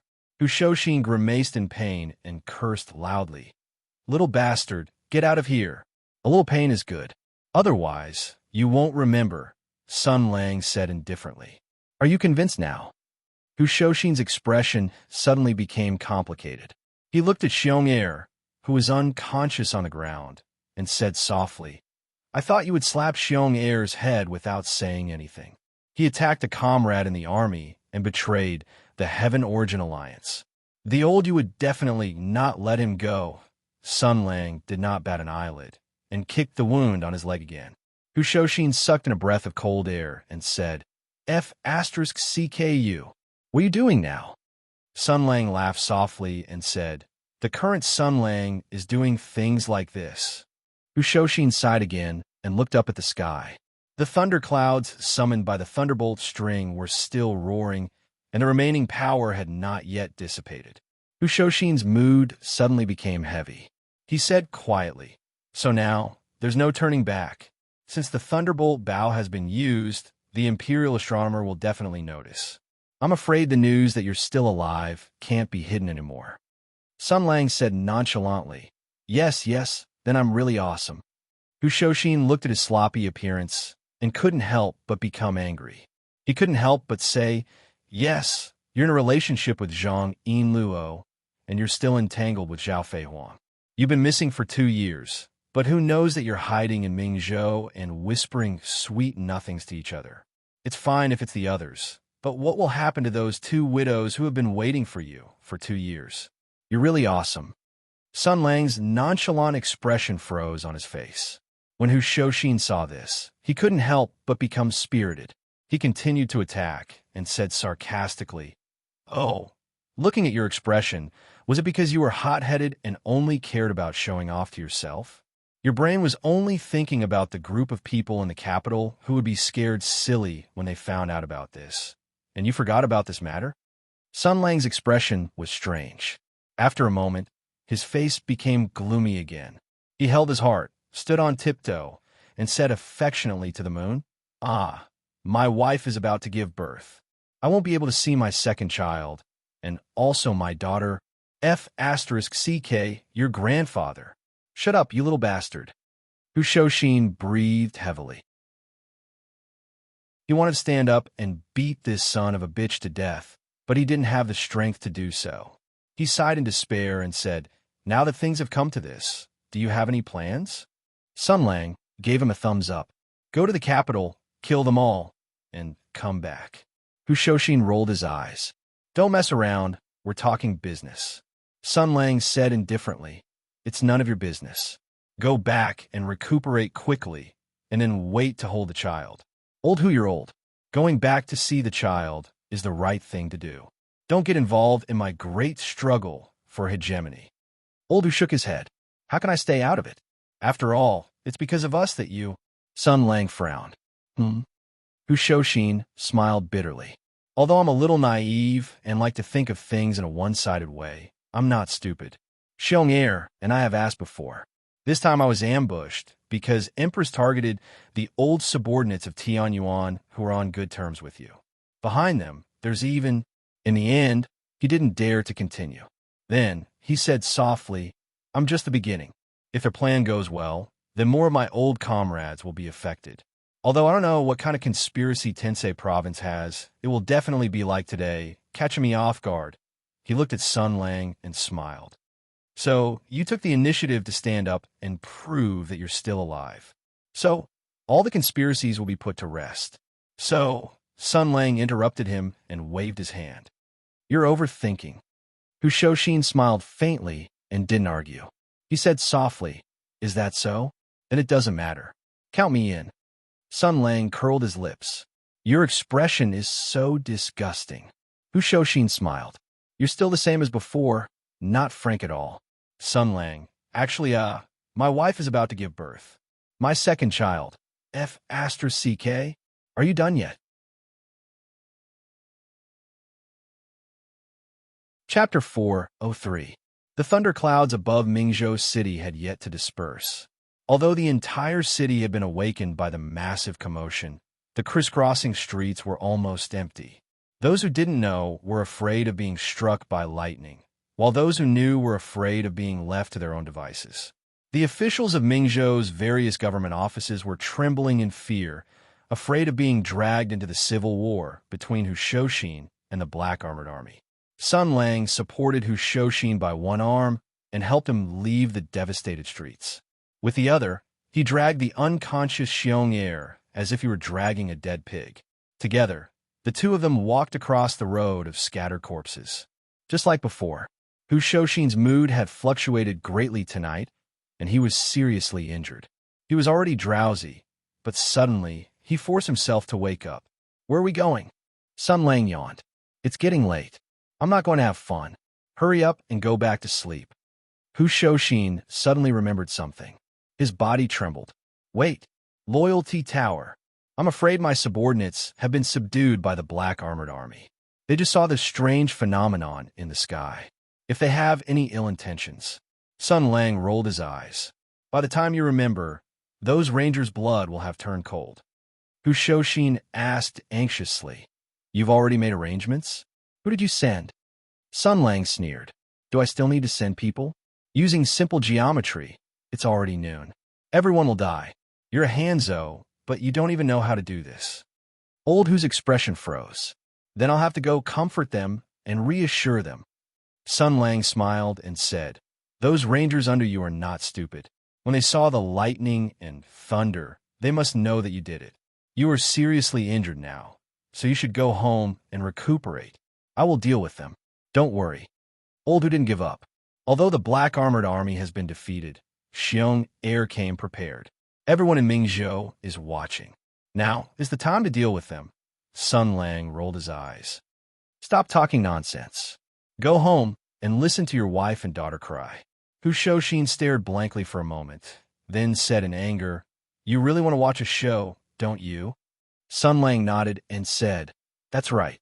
You, Hu Shouxin, did such a reckless thing behind your wife and child's back. Now that you're covered in blood, you should be dragged home like a dead dog by your father. Then, you should be able to watch your wife and child cry on your body and beat them while crying. Then, I stood by the side with a smile and accepted your wife's gratitude as the savior of your family. Then, I left a deep impression on your daughter's young heart as a tall and mighty figure, which opened the way for her a few years later. To be fair, Hu Shouxin had been with Sun Lang for a long time, so he knew a little about the so-called strategy. He cursed, You little bastard, you're still thinking about my daughter. But at this time, his injuries were in a mess, and he was not a threat at all. Sun Lang only shook his shoulders slowly, but the wounds on his body were already painful. Hu Shouxin's anger turned into a gasp of cold air. Between his wife's tears and his own admission of defeat, a good man decisively chose the latter. He smiled and said, Marshal, why don't we rest at Zhongyi Tower tonight? Sun Lang stretched and said lazily, It's not that I can't. What do I get out of it? Damn it, this little bastard is looting a burning house. Hu Shouxin was furious, but he had no choice but to lower his head. He swallowed his anger and said, What do you want? I don't think I have anything that you'd like, right? Sun Shuren pinched his throat and laughed. You can use your daughter as payment. Seeing that Hu Shouxin was about to explode, Sun Lang smiled and said, Just kidding. Yeah, I seem to have thought of a problem. He supported old Hu and dragged Xiong Er. As he walked, he pondered, Although I'm known as the nemesis of all women from 8 to 80 years old, and even my normal attacks have special female attacks, I've never touched a little girl before. Speaking of which, what will happen if I touch a little girl who hasn't even reached puberty? In theory, they haven't developed yet, so they shouldn't have that kind of function and feeling. But I haven't done any actual research, so I don't know what's going on. So, here comes the problem. He turned his head and looked at Hu Shouxin sternly. Old Hu, have you ever beeped a young girl? Would they have that kind of feeling? Don't be shy. Be bold. This is a backward feudal dynasty. There's no such thing as a minimum sentence of 3 years and a maximum sentence of death. Although I will condemn you morally and think that you're an animal, a scum, a bastard, a rapist, and an inhumane pervert, I won't smash your dog head with one punch. Really? Hushoshin roared angrily. No, get lost. Sun Lang fell in a deep thought. Suddenly, he looked at Hushoshin, then lowered his head in deep thought. Then, he looked at Hushoshin again. Old was frightened by his gaze. He said sternly, "What are you planning?" Sun Lang rubbed his hands in embarrassment. Old Hu, do you need someone who's very good at fighting, very filial, and has a high official position? Hushoshin roared. No, get lost. Also, my daughter is on her period. What a thick-browed and big-eyed Hu Shao-san. Sun Lang said in shock. Pervert. Shocking. As a meritorious official of Tianyuan, you actually did such a thing. Hushoshin said expressionlessly. Do you think I'm not dead yet? Do you want to anger me to death? Sun Lang touched his chin. This kind of development is quite interesting. It seems to make a lot of people stunned. Hushoshin sighed.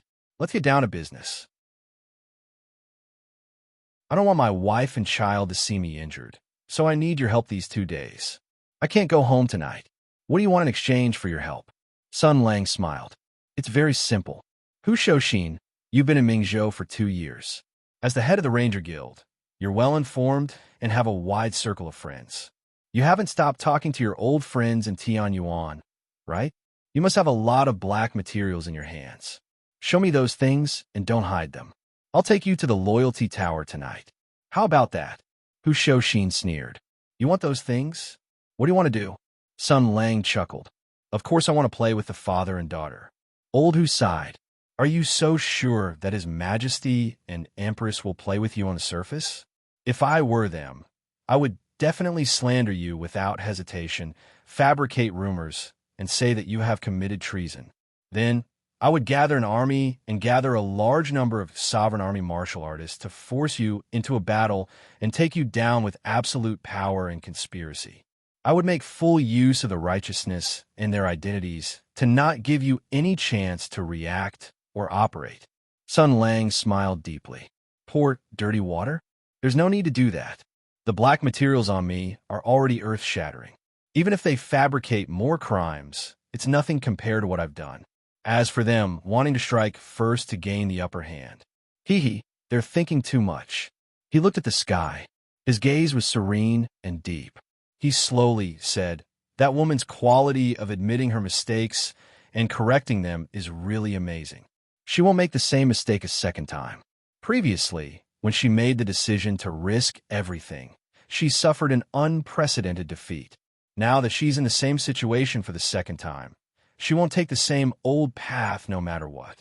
As the saying goes, once bitten, twice shy. Old Hu, actually, I'm the one who has the initiative this time. Sun Lang chuckled softly. They'll be bewildered. They'll keep guessing. They'll be on tenterhooks because they know the truth. They know that I know it too. They'll gnash their teeth. They'll want to eat my flesh raw. But they'll be even more afraid. They're afraid that I'll speak about that matter. He closed his eyes in satisfaction. When I think about how they're on tenterhooks right now, smashing things, flying into a rage, filled with fear, wanting to kill me, wanting to silence me, but they're afraid that they can't kill me and let me escape. They're afraid that I'll speak about that matter to the public. Old Hu couldn't help but ask, what matter? Sun Lang, even if you speak about what happened to you in the great desolate mountain, the world has already settled down. It won't cause too much of a stir. Sun Lang laughed out loud.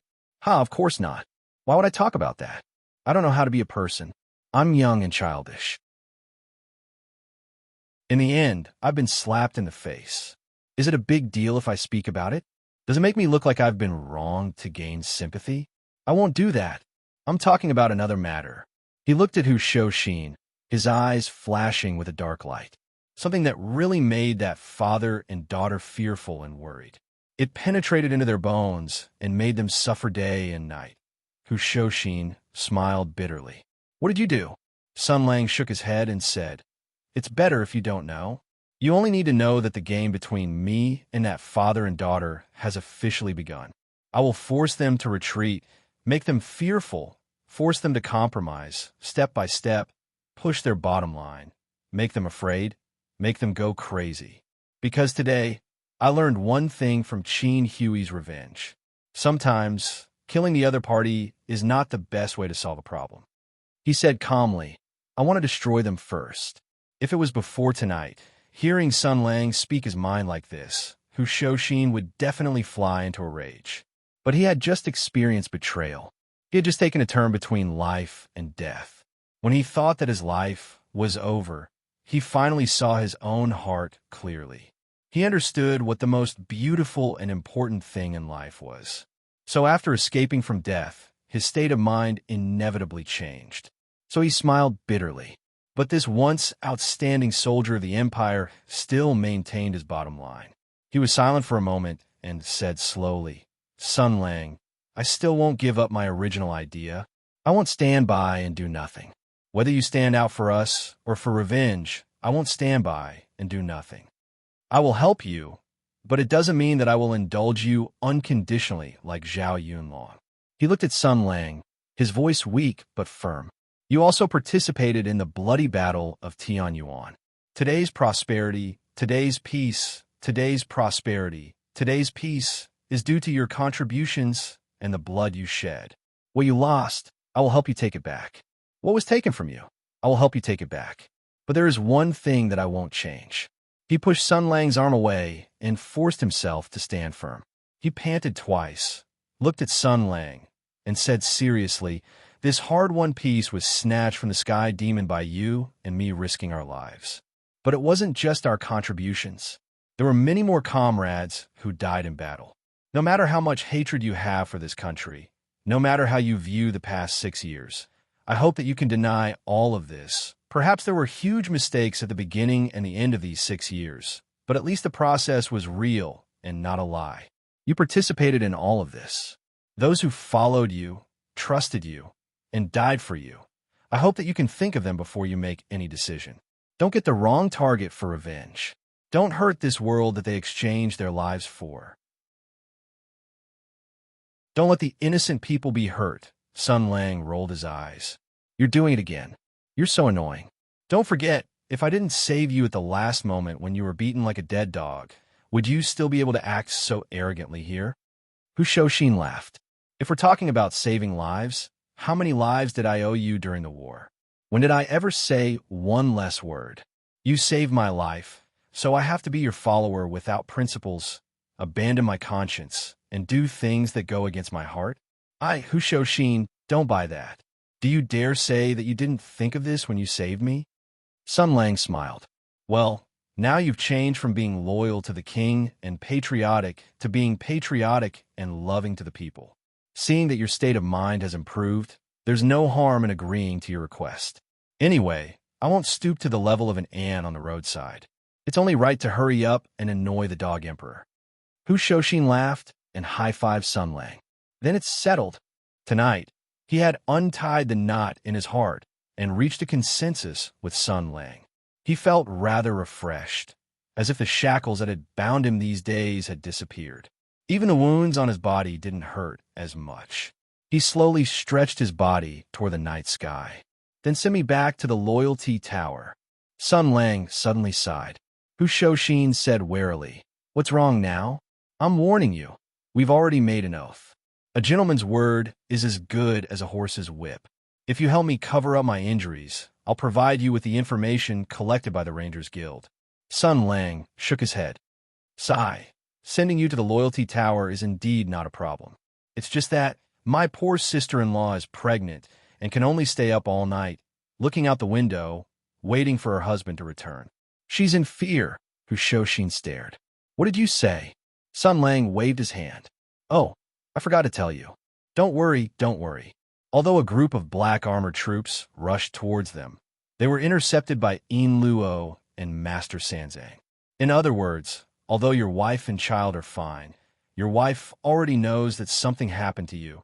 Hu Shouxin's expression became extremely ugly. Only when he heard that his wife and daughter were fine did he feel relieved. He suddenly realized something and said angrily, "You King set me up again." Sun Lang spread his hands. "No, you can also choose to sleep in the loyalty tower." Hu Shoshin was so angry that smoke almost came out of his 7 orifices. This bastard not only took the opportunity to blackmail him, but also set a King trap.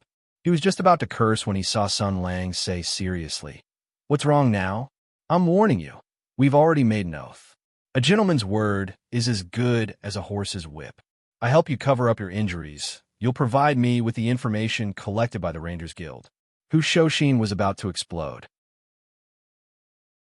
Sun Lang walked over with a smile and wanted to help him. "Don't be angry. Come, let's go to the loyalty tower first, and then I'll send you home," Hu Shoshin said angrily. "Go away. Don't touch me. You bastard. How am I going to explain it when I get back?" Sun Lang smiled. Don't panic. I have a plan. As long as your wife and child know of your strong love for them, they'll be so touched that they'll only care about you and not be angry with you," Hu Shoshin said warily. "What are you going to do now?" Sun Lang put his hands on his heart and said, My wife is about to give birth, Sun Lang. Do you know how powerful I am now? Hurry up, don't dawdle, or I'll put on a double act for your wife."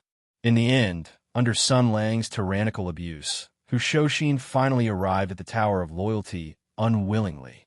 Sure enough, the tower was covered in scorch marks. The Rangers were covered in dirt, and their faces were pitch black. All of them were very confused. To them, everything that had happened tonight must have been very exciting. First, the black armored army attacked, then the boss ran away, then Qin Hui rebelled, and then everyone was captured. The situation couldn't be worse. Suddenly, lightning flashed and thunder rumbled in the sky. A few thick lightning dragons roared, and without saying a word, the black armored army guarding them were electrocuted into charcoal.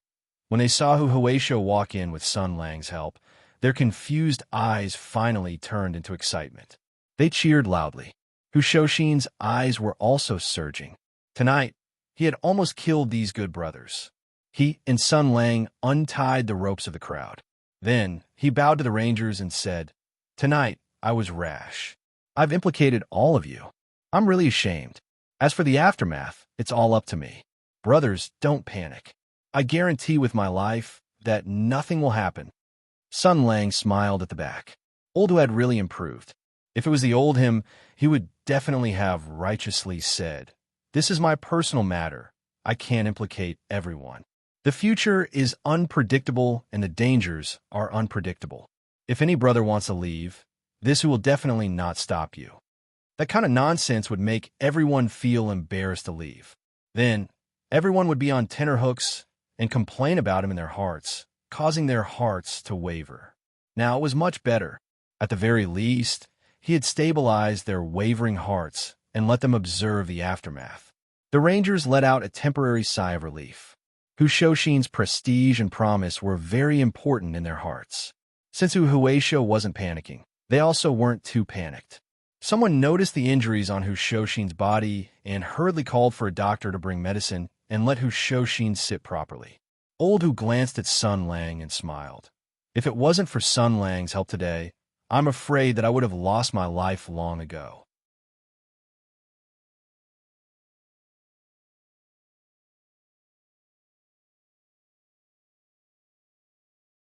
He curled his lips and said, "He was clearly healed to death by you. Yet you want to act like a good person." Wan Yuanzhong did not hear clearly. "What did Sir say?" Sun Lang waved his hand and said, Nothing. This is a small matter. I have heard of your story. You are a loyal person.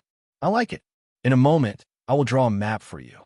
If you follow it, you will be able to find Qin Hui's body. Even though this guy is despicable, at least he did a good deed. I hope that in his next life, he can be reincarnated into a beautiful girl with big breasts, big buttocks, white skin, and long legs. Even though Qin Hui did not understand what Sun Lang was saying, he still bowed and said, "Thank you, sir, for your help.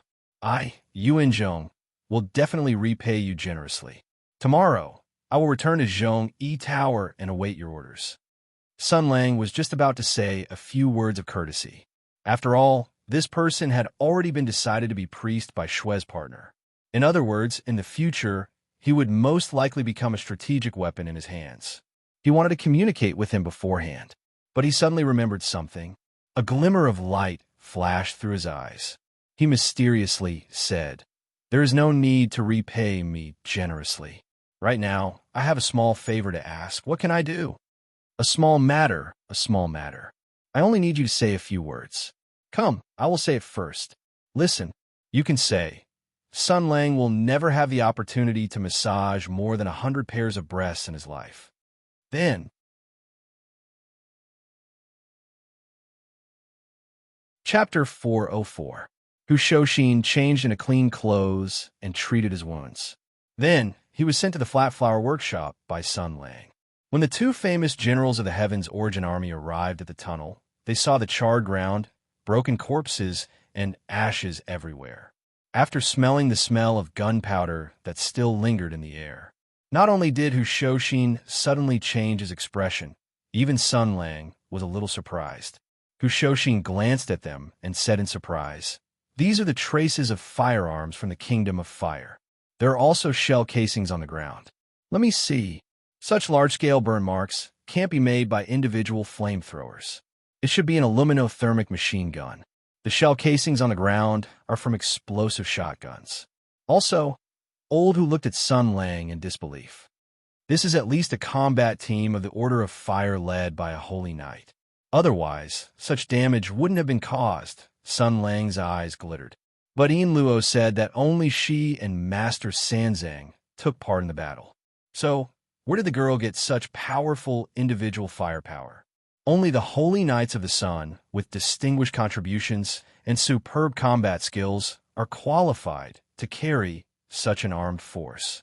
Hardly had he finished when a righteous roar suddenly echoed in the night sky. Nan Sanwo. The two of them raised their heads and saw a monk standing on the wall in the night sky. Her face was merciful and majestic. Her gorgeous robe was embroidered with ancient and complicated Sanskrit, which was full of oppressive holiness. She was like a glaring Vajra in the darkness. Her right hand was placed before her chest as a greeting, and her left hand was carrying a heavy, six-barreled Vulcan cannon. Then she saw Sun Lang and Shoshin. Delight appeared on her face. "Benefactor Sun, benefactor who? You're here?" The two of them were dumbfounded, as if they were shocked by the great mercy in front of them. Shoshin gasped and said in a low voice, "I seem to remember that you once proposed the so-called Gatling prayer wheel, which can shoot out high-speed bullets that contain the Vajra Buddhist power, in the military equipment discussion held by the Heavenly Craftsman Pavilion. That bunch of old bald donkeys felt that it was too violent and unsightly. Their imagination was too poor. However, the few bald bastards from the Titanium sect were very interested, but the matter was left unsettled." Sun Lang looked at Master Sanzang with glowing eyes. But this kind of setting is also very King cool. Being sized up by the two of them, Master Sanzang felt a little uncomfortable. "Are the two of you not coming in?" Shoshin looked at the thermite heavy machine gun in Master Sanzang's hand, and his eyes flashed. He pulled Sun Lang back a few steps and said in a low voice, "The reason why your Gatling prayer wheel was left unsettled is not because of the monk's opinions, but because the Empire's firearms manufacturing skills are too inferior to the Fire Nations. They can't even make this kind of rapid-fire firearm, let alone add Buddhist power to it. However, the Riding Wheel King has imitated many of the Fire Nation's firearms, and aren't they powerful, even not inferior to the original? If there is such a reference object, for reference." Sun Lang sneered. "Forget it. Do you know how Spiritual Master Ma imitated those firearms? He disassembled them into parts and copied them bit by bit. Even if it was a small screw, he could imitate it to perfection. Even the depth of the screw thread was the same, so it could be assembled and its performance is not reduced. Plus, with Spiritual Master Ma's intelligence and wisdom, using the Empire's technology to modify it, the performance of the replica sometimes surpasses the original. But here comes the question. How many divine craftsmen in the Imperium have such astounding eyesight and unparalleled skills? How many people can imitate the complicated parts perfectly? What's more, those are just relatively ordinary firearms. Sun Lang glanced at the Vulcan cannon. Even if Jinrama were to come in person, he would most likely be at a loss for what to do with such a large size and extremely complicated components. Hu Shoshin was still unwilling to give up. The other generals of the Imperial Army were convinced that Hutu was invincible, but these generals of Tianyuan who had been influenced by Sun Lang for a long time had more or less changed their minds. Take Hu Shoshin, for example. As the best archer of the Imperium and a warrior of the Imperial Army, he despised the firearms that could not be bent at will. However, as a believer in the remote attack strategy of annihilating the enemy during the charge, he was looking forward to the effect of the firearms of the Land of Fire when they were equipped in the regular army. Although the firearms of the Imperium were indeed weak, they could use the firearms of the Land of Fire. Thus, he was still hesitating. In any case, when it came to military equipment, any general would have very low moral integrity. Sun Lang, why don't you ask Zhang Yinluo if he can borrow it? Sun Lang rolled his eyes. In your dreams. The Land of Fire, the Land of Water, the Land of Metal, and the Land of Wood. Which country is not studying the Imperial Army every day? Which country does not dream to crack the secrets of the Imperial Army? But have they succeeded? The Imperial Army is the lifeblood of Hutu, and firearms are the lifeblood of the divine power of fire. Do you think it is so easy to imitate? He pointed at the lethal weapon and said, "This thing is not big, is it? Do you know how complicated its structure is and how many parts it has? What skills are needed to forge each part? What materials are needed to temper it? How do you strengthen it? How do you coat it? From the collection of raw materials, to the initial smelting, to the production process, and then to the second strengthening, assembly, enchantment, blessing, and the resurrection of the war hound with the flame, Saint Soul. This Vulcan cannon represents the highest level of craftsmanship in the art of firearms and the divine power of flames. The blueprints for this thing can fill an entire warehouse. If you think that you can copy it with just a few glances, you underestimate the Russians." Hu Shoshin was dazed for a moment. Then, he was rather frustrated. "Is that so? I don't understand it at all." Sun Lang sneered.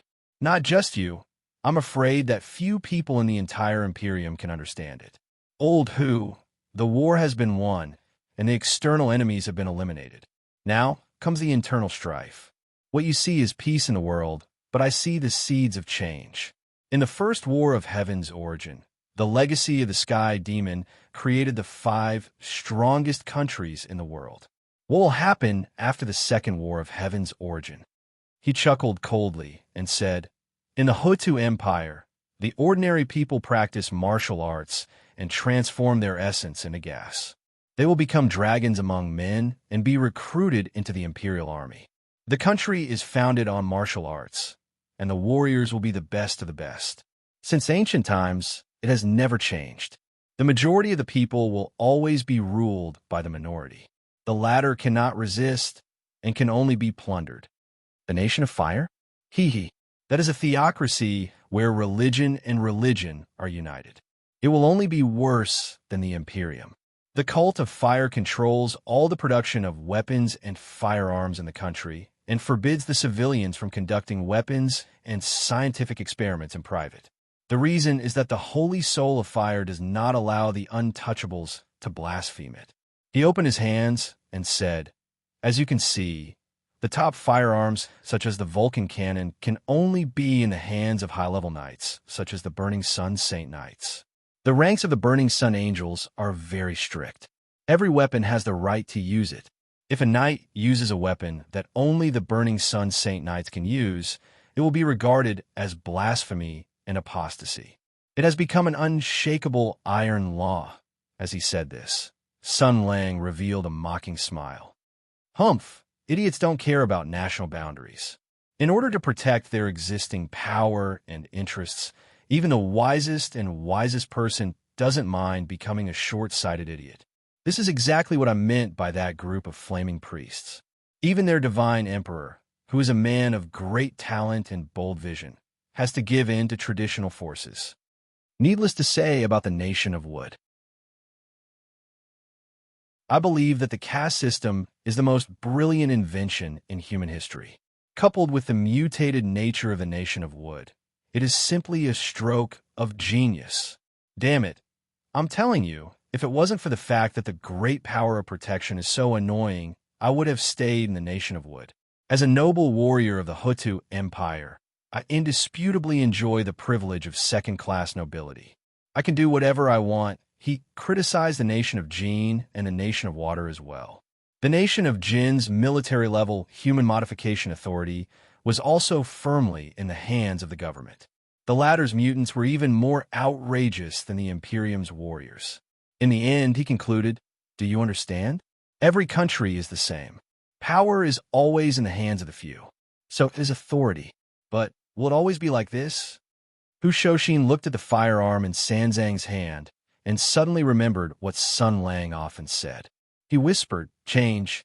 Does it mean that most ordinary people can also gain power? Sun Lang said coldly, yes, each country has its own shortcomings. All of them are rotten. The traditional forces are deeply rooted, but new forces are also sprouting. Which country will the flames of change burn first? I'm really looking forward to it. It will be very exciting. Hu Shoshin said quietly, will it be the Imperium? Sun Lang smiled deeply. That will depend on my mood.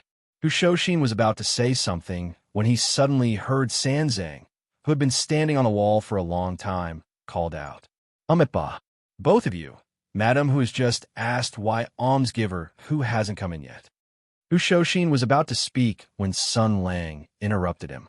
Oh, old who is afraid of being scolded and kneeling on the washboard when he sees his wife. So, he is talking to me to stall for time. Hu Shoshin's eyes widened. He said angrily, I'm not. Sun Lang ignored him and said loudly, what do you mean you're not? You're obviously a retired soldier who has resigned from the army.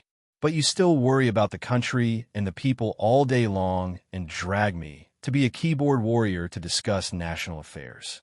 What does it have to do with you? Your wife is about to give birth, and you still want to meddle in other people's business. Hu Shoshin was furious, but he heard a slight cough from the wall. Hu Shoshin's face instantly turned pale. He glared at Sun Lang fiercely. You little brat, just you wait. Sun Lang gave him a thumbs up. Do you need me to go in and plead for you? With me by your side, even though you'll be embarrassed, you'll suffer less. Hu Shoshin fiercely gave him the middle finger. This gesture was obviously learned from Sun Lang. Then, he nervously but briskly pushed open the door. There was no trace of chaos or battle in the yard. There was only a steel giant standing quietly in the darkness. Hu Shoshin's pupils suddenly shrank when he saw the steel giant. This had nothing to do with him.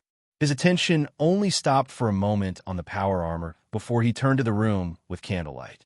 A gentle silhouette was outlined on the window. She was waiting quietly. When the power armor entered the city, killing intent was everywhere. Thunder clouds covered the sky. She was a lonely lamp, waiting for him to come back.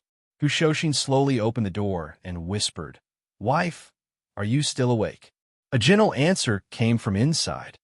I'm waiting for my husband to come back. Hu Shoshin sighed. Can't you listen to me for once and go to bed early?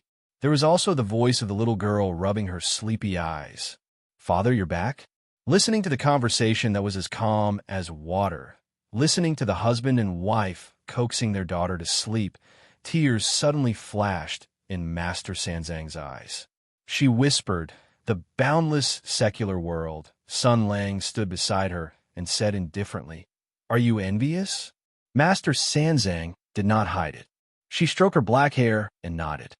I haven't shaved my hair because there are still worries in my heart. What's the point of shaving? I don't look like a monk because I never had a family. Since I don't have a family, how can I become a monk? How can I let go? She looked at Sun Lang and sighed. Even my memories of the past are very vague. I can't remember what happened before. Master said that I grew up in a temple, but I don't remember. When I was young, I was like that young benefactor who had parents' love, and why I left them, in her eyes, there was both envy and confusion.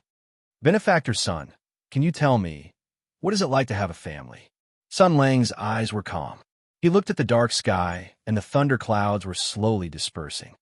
I forgot. Master Sanzang nodded. Is that so? Then, the two fell into silence. Sun Lang walked towards the flaring sun power armor parked in the courtyard. He stroked the ferocious painted patterns and the blazing phoenix emblem with a playful expression and laughed. Flaring sun power armor, the blazing angel battle order. Middle rank knight, strength angel rank. It's a battle armor that only holy knights of the scorching sun are qualified to use. And Yin Luo is just a citizen of the empire who went to study abroad. He patted the cold shell of the armor and said with interest, now I'm more and more curious about what Yin Luo actually did in the Nation Ablaze. In the Order's colossal hierarchy of divine authorities and the blazing angel battle order, the knights are unquestionably the backbone of the Order. Only middle-rank angels are qualified to use power armor. They are the commanders and leaders of the lower three ranks of combat cultivators, the military nobles of the Order. If an ordinary combat cultivator wants to rise from the lower three ranks of angels to become a knight and own a power armor, they would have to possess great combat skills and achieve sufficient accomplishments and contributions to gain the Order's recognition. Likewise, if a knight wants to become a holy knight, they would have to stand out among their many brave and skilled comrades to be rewarded. The blazing holy knights are the pinnacle of the knights, and to become a strength angel, they would have to make great contributions to the Order. Sun Lang laughed, even as he spoke.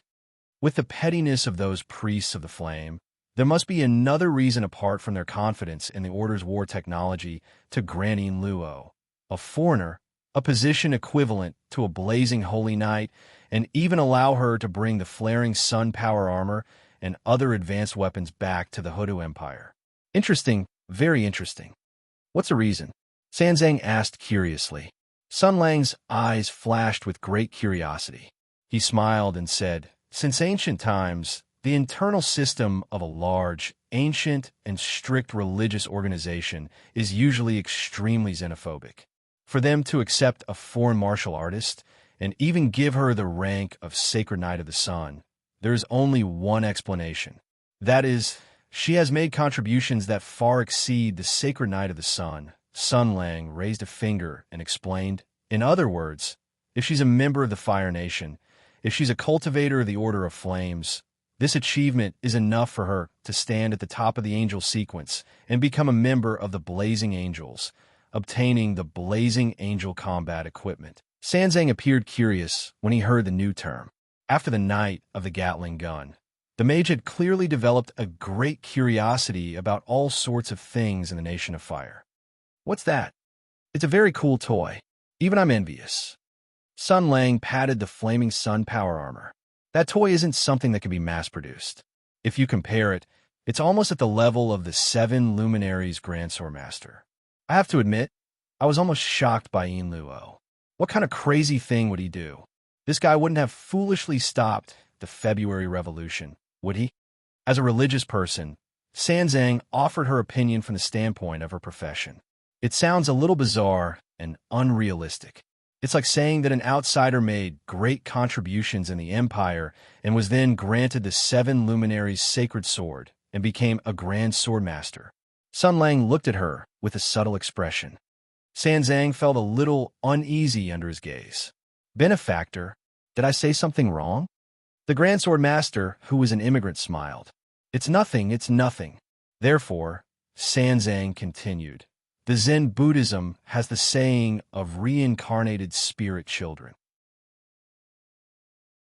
If the Order of the Nation of Fire also has such a saying and regards Benefactor Zhang as a very important person, Sun Lang waved his hand. That's impossible. The Order of the Blaze is very strict and their rules are almost fixed. Some of the iron rules are strictly followed by them, such as the promotion of the Blazing Angel battle sequence can only be completed through battle achievements. If Yin Luo is a reincarnated spirit child or something like that, she would have to become a saintess in the priest faction. Forget it. I'll ask her when I have the time. It's fine if she doesn't want to talk. Everyone has their secrets anyway. An expectant smile appeared on his face. This thing is really cool. Mecha are a man's romance as expected. Still, the Order of the Blaze is very stingy.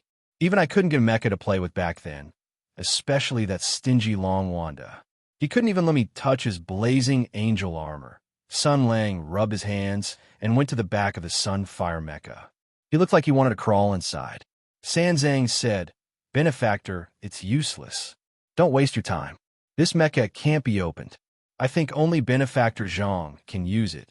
Sun Lang poked his head out from the back of the mecha and stared at the mage. "Have you tried it?"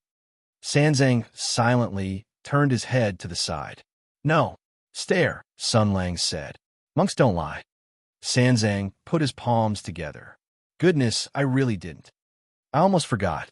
This nun killed people, set fires, kept her hair long, drank, ate meat, and played cards. She was a complete scum of Buddhism.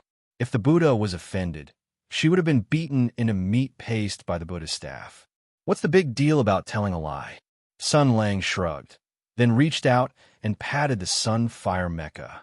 He said loudly, "Insert the activation key, activate the chain control, connect the thermal device, turn on the power, increase the thrust, move forward, Ares Vajra." As soon as he finished speaking, the eyes of the Sunfire Mecha suddenly shone with a blazing red light. The slightly hunched body instantly straightened, and in a series of mechanical roars, the mecha opened from the back. Sun Lang smiled at the stunned Sanzang, then jumped in. Sanzang's mouth was wide open in shock as he watched Sun Lang enter the mecha. The mecha closed, and the mecha took 2 steps on the spot. Then it began to perform a mechanical dance. Sun Lang's loud voice rang out from inside. "It's a bit cramped. This is the Sunfire Mecha for women. Holy sh*T.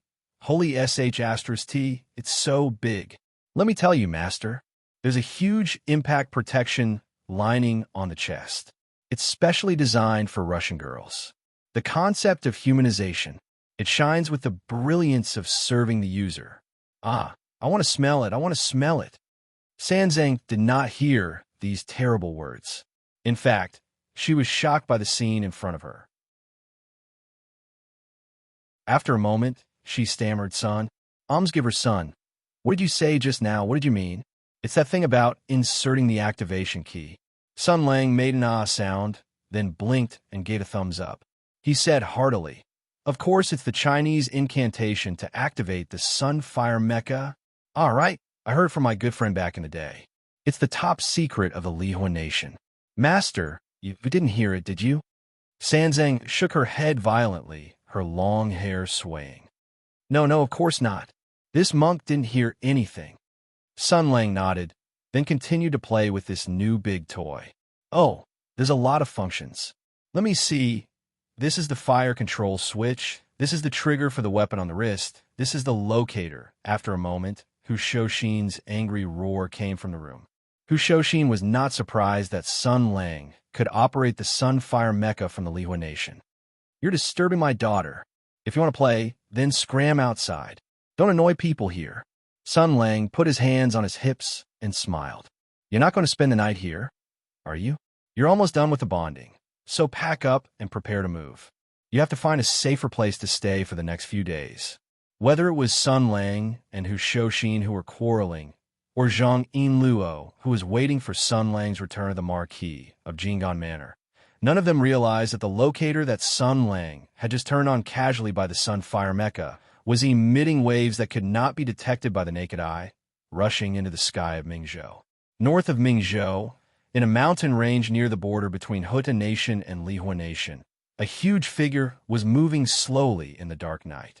It was a magnificent steel beast, with 6 slender devices that looked like wings rushing into the sky, just like the legendary 6-winged seraphim.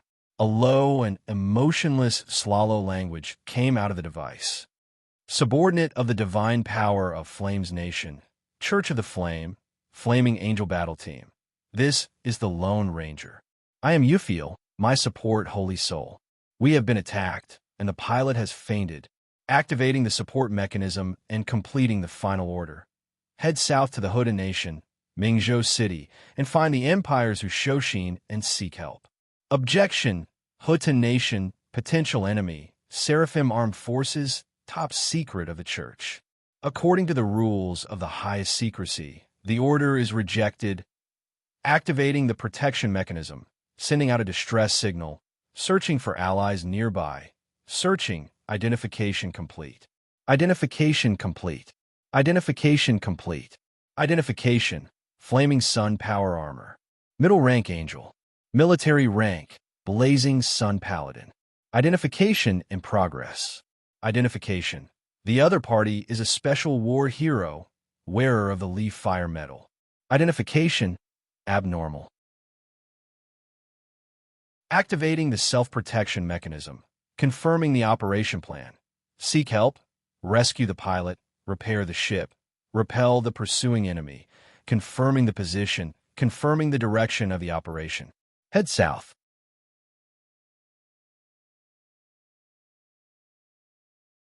Chapter 405. In Tensei Province. In the Jianjin Hall, the sound of weapons breaking through the air and the roaring of sword energy was constantly heard. From time to time, there were scattered sword lights flashing through the cracks of the door. The guards at the door kept their heads down, afraid of hearing something they shouldn't hear. Tonight, the air in Tensei Province was extremely heavy, but most people didn't know what was going on. However, this didn't prevent them from noticing the tense atmosphere, which was almost to the point of impending disaster. All the advisors in the mansion were summoned, including those old, virtuous, and meritorious consecrators.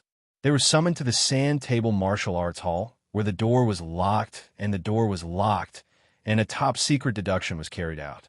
The number of people patrolling the defense was increased by 3 times. Unexpectedly, 2 lieutenant generals personally checked the loopholes and filled in the gaps. The Imperial Army left the warehouse with a murderous aura, cutting off all communication inside and outside of Tensei. And the master of Tensei Province, Her Highness Empress of Tensei, the first heroine of Tianyuan, was furious in the Jianjian Hall, where she usually summoned her subordinates and judged national affairs. When the door was quietly pushed open, a blazing sword light blasted toward the head. The uninvited guest who entered the door casually pointed at the sword light, which turned into illusory ripples and then disappeared. He frowned and glanced at the hall. Whether it was the wide candlesticks or the heavy embroidered curtains, they were all broken into worthless pieces. Her Highness Empress held the long sword. The murderous intent in her eyes was Sunran, and her expression was cold as if she was going to devour someone. However, he could see what was hidden under the surface of anger. It was fear, panic, cowardice, and panic. She was afraid.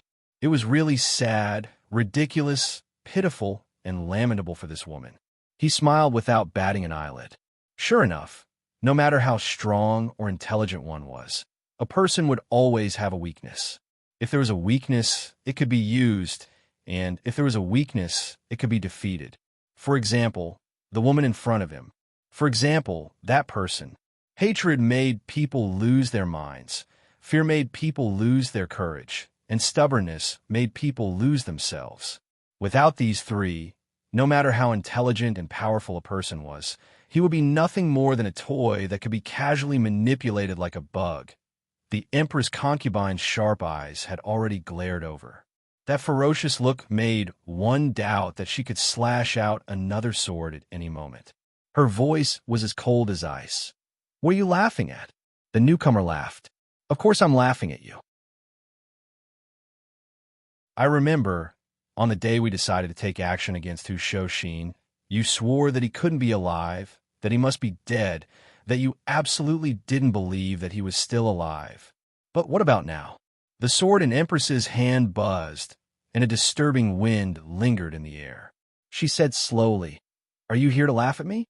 Don't forget, you're involved too. You can't escape. The operation to kill Hu Shoshin has failed, and Qin Hui's identity has been exposed. Hu Shoshin is not a fool. He will follow the letter he sent to the capital and investigate. It's only a matter of time before he suspects you." She paused for a moment, and then said coldly, "Moreover, don't forget, You also said that we are grasshoppers on the same rope. That person has become a deranged madman. He is full of anger and hatred. There is no possibility of reconciliation between him and the Empire from the beginning. You are also involved in what happened that year, so you can't escape. Or, if you want to surrender and beg for his forgiveness, go ahead and try. Hearing this, the person was not angry.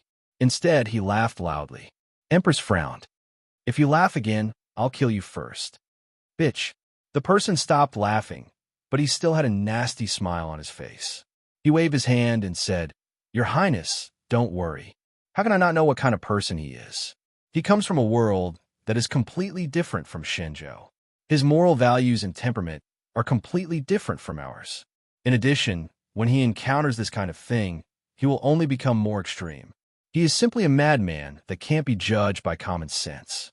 He looked at Empress, whose expression was a little unnatural, and said lightly, If I appear in front of him, no matter if I beg for mercy with tears and snot, curse harshly, or quibble with a glib tongue, the result will be the same.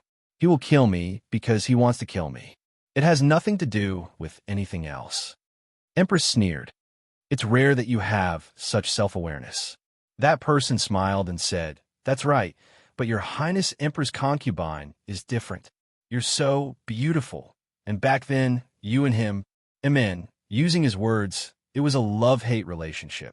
There were many precious opportunities placed in front of you, but because of all kinds of concerns, you gave up on the chance to reconcile with him. Your ambition, your fear, your paranoia, your temperament, and in the end, due to a freak combination of factors, caused you, Empress shouted, Shut up. Why should I shut up? The person smiled. So, do you understand what I mean? Now that he's back, perhaps he's even stronger and scarier than before. He's in Ming Province, right behind Hushoshin. He's the one who discovered the secret of the Heavenly Policy Mansion's secret collection of demonic artifacts. He's the one who killed 2 groups of elites who came to investigate this matter. He's the one who went to Lu Town and messed up the sacrificial refining of the demon sword. He's the one who captured Xiong Air alive and wiped out the Black Armored Army.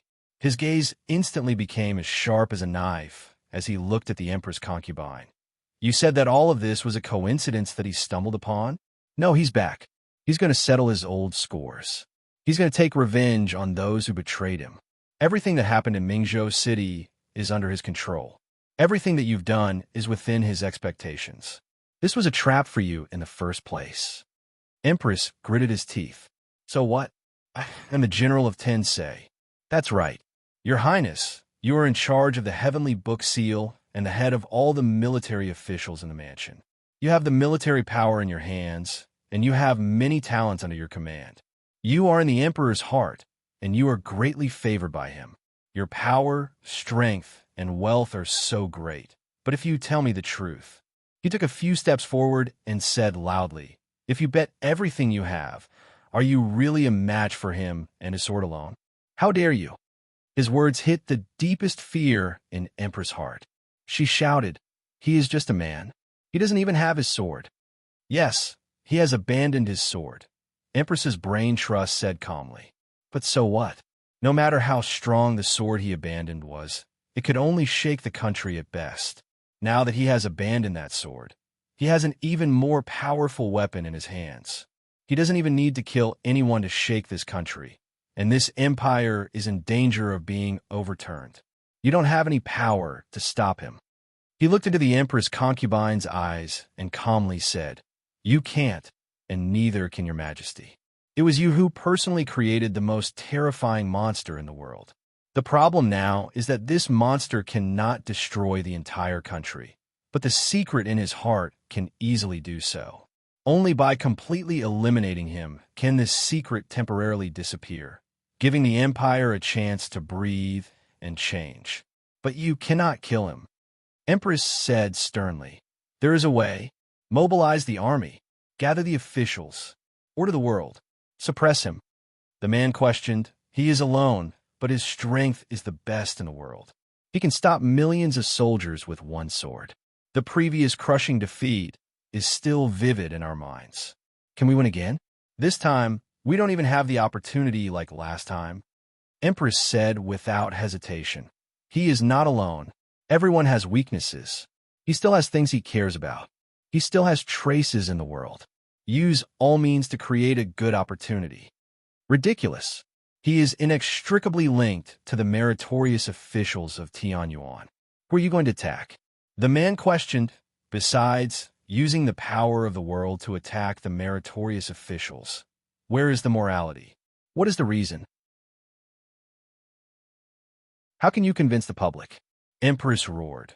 This man has sinned against the heavens, and there is nothing to pray for. Announce his crimes to the world. Even someone as straightforward as Hushoshin would have to fall out with him for a crime that could turn the world upside down and shake the foundation of a nation. The man sneered. Then what? Announce it to the world, and the country will be shaken.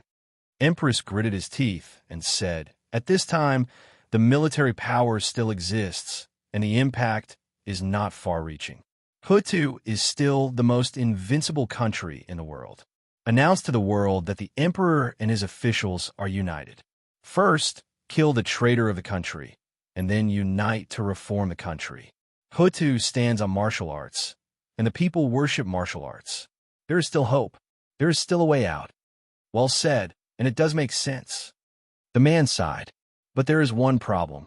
Empress took a deep breath. What's the problem? Looking at the brilliant and capable Empress Tensei in front of him, he said casually, the current emperor is not you. The current emperor is old and does not have the courage. Empress's body trembled violently, and he took 2 steps back. Although he supports you, and although everything you do has his tacit consent or even instruction, he will never agree to adopt such a radical approach, because he is old. When the country is in danger, the whole country is united. It sounds like your blood is boiling. How brave you are to fight with your back to the river. But for a wise emperor who has won the war of heaven's origin, whose name will be forever recorded in history, and who can even be compared to the founding emperor of the country, it is a shame that is difficult to wash away. He said faintly, His Majesty is old. He wants to be a wise ruler for all ages. He wants his name to go down in history forever. He wants everything to be stable and peaceful. Therefore, if you want to take the initiative to start a war that will shake the world and even shake the foundation of the country, before you face that person, you have to go through your father first. Empress closed his eyes and said slowly, Then you won't have a chance. The wise man had seen through everything. Although your father is old, his claws and teeth are not blunt, and his eyes are not dim. Don't do anything stupid. Empress's tone was somewhat disheartened. Then what should I do? It's simple. He smiled. Haven't I said already? Your Highness had a complicated relationship with him back then. He must still be obsessed with you, because you were the one who caught him and brought him to the divine land. You were the one who gave him a cruel fate. In the past 6 years, everything about him started from your decision. You are his inner demon, his obsession. Even though he is invincible now, he is still obsessed with you in his heart. There is a hint of playfulness in his smile. He must want to end everything. The best way is to kill you. Since you don't want to die, go to Mingzhou now. Go to beg for forgiveness. Go to apologize. Throw away all your dignity and put down all your pride. Go to beg, please, and please him. Become his most humble servant, the most docile female slave. If possible, it's best to take, before he could finish, the resplendent sword she rumbled. The cold blade bent the light, and the cold blade was already on his neck, drawing a line of blood. Empress Concubine shouted furiously, Impudent! In this life, I can lose a battle, I can run away, I can feign civility with the enemy, but I will never surrender. Even if he, Sun Lang, cuts me into pieces and turns me into minced meat, he won't make me lower my head to him. A murderous aura enveloped him, as if he was in danger of losing his head in the next moment. However, he still said calmly, Since you have already made up your mind, why are you asking for my opinion? Empress was startled, and then her killing intent slowly dissipated. She took 2 steps back, slowly adjusted her breathing, and gradually calmed down. Her initial anger and fear had dissipated. She had already realized just how serious the situation she was facing was. Even her greatest support, the great emperor, could become her obstacle. But no matter what, she would never lower her head, give up, or back down. No matter how scared she was, how confused she was, and how unpredictable the outcome was. Congratulations, Your Highness. The think tank, who had successfully completed the task, smiled and bowed. Empress put her sword back into the scabbard and said calmly, I'm going to the Imperial City to meet my father and discuss countermeasures.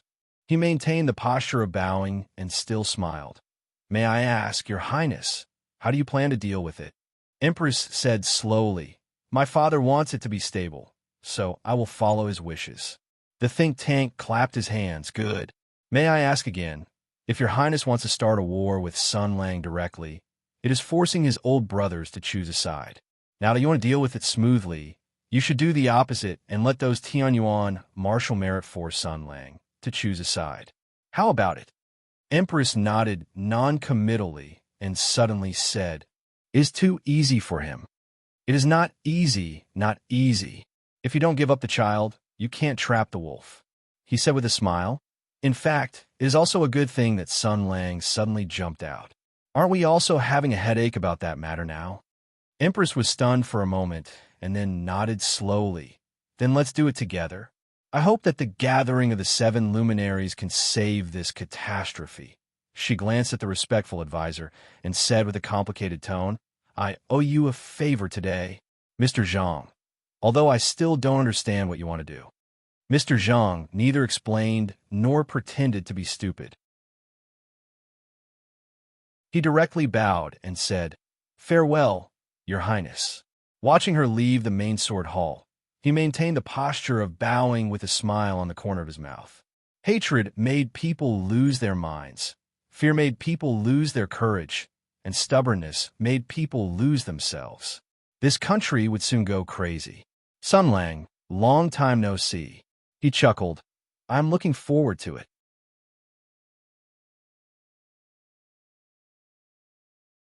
Chapter 406. Early this morning, Zhang Yinluo woke up from her sleep and patted her face. As usual, she put on her clothes, got out of bed, and washed up. Then she prepared to wake Dongfang Xian and Zhuing up and make dinner. This was how it was supposed to be. This was her daily routine these days. Then she saw the flaming battle axe hanging on the wall, the shotgun next to the pillow, the microwave rifle under the bed. Then she saw a figure standing silently in the small hall of the room. That thick and sturdy armor, the emblem of a flaming phoenix spreading its wings. This was the pride of the Lihua nation, the elite fighting force of the Lihua Order's Angel Battle Sequence, the Yang Yin powered infantry armor. It was powerful, sturdy, and reliable. In an emergency situation, it only needed 2 seconds to awaken, 5 seconds to form a fighting force, and 10 seconds to complete emergency equipment, forming a fierce war dog with strength, speed, defense, and firepower. When she saw the familiar silhouette, she felt a sense of relief. Relief my ass. After seeing the Yang Yin powered armor, Zhang Yinluo completely woke up. All the memories of last night were connected. She patted her face again. This isn't a dream, is it? Unfortunately, it was clearly not. She had a big fight with her father last night. She took out the Yang Yin powered armor sent from the Lihua Nation last night. Last night, she wore the armor and raided her previous superior's house, pressing him against a pillar. Last night, she attacked the direct elites of the Tensei province with a nun and wiped them all out. And last night's incident was not limited to this. The black armored army entered the city, and the elites of the Tensei province besieged the meritorious official of Tianyuan, Hu Shouxin.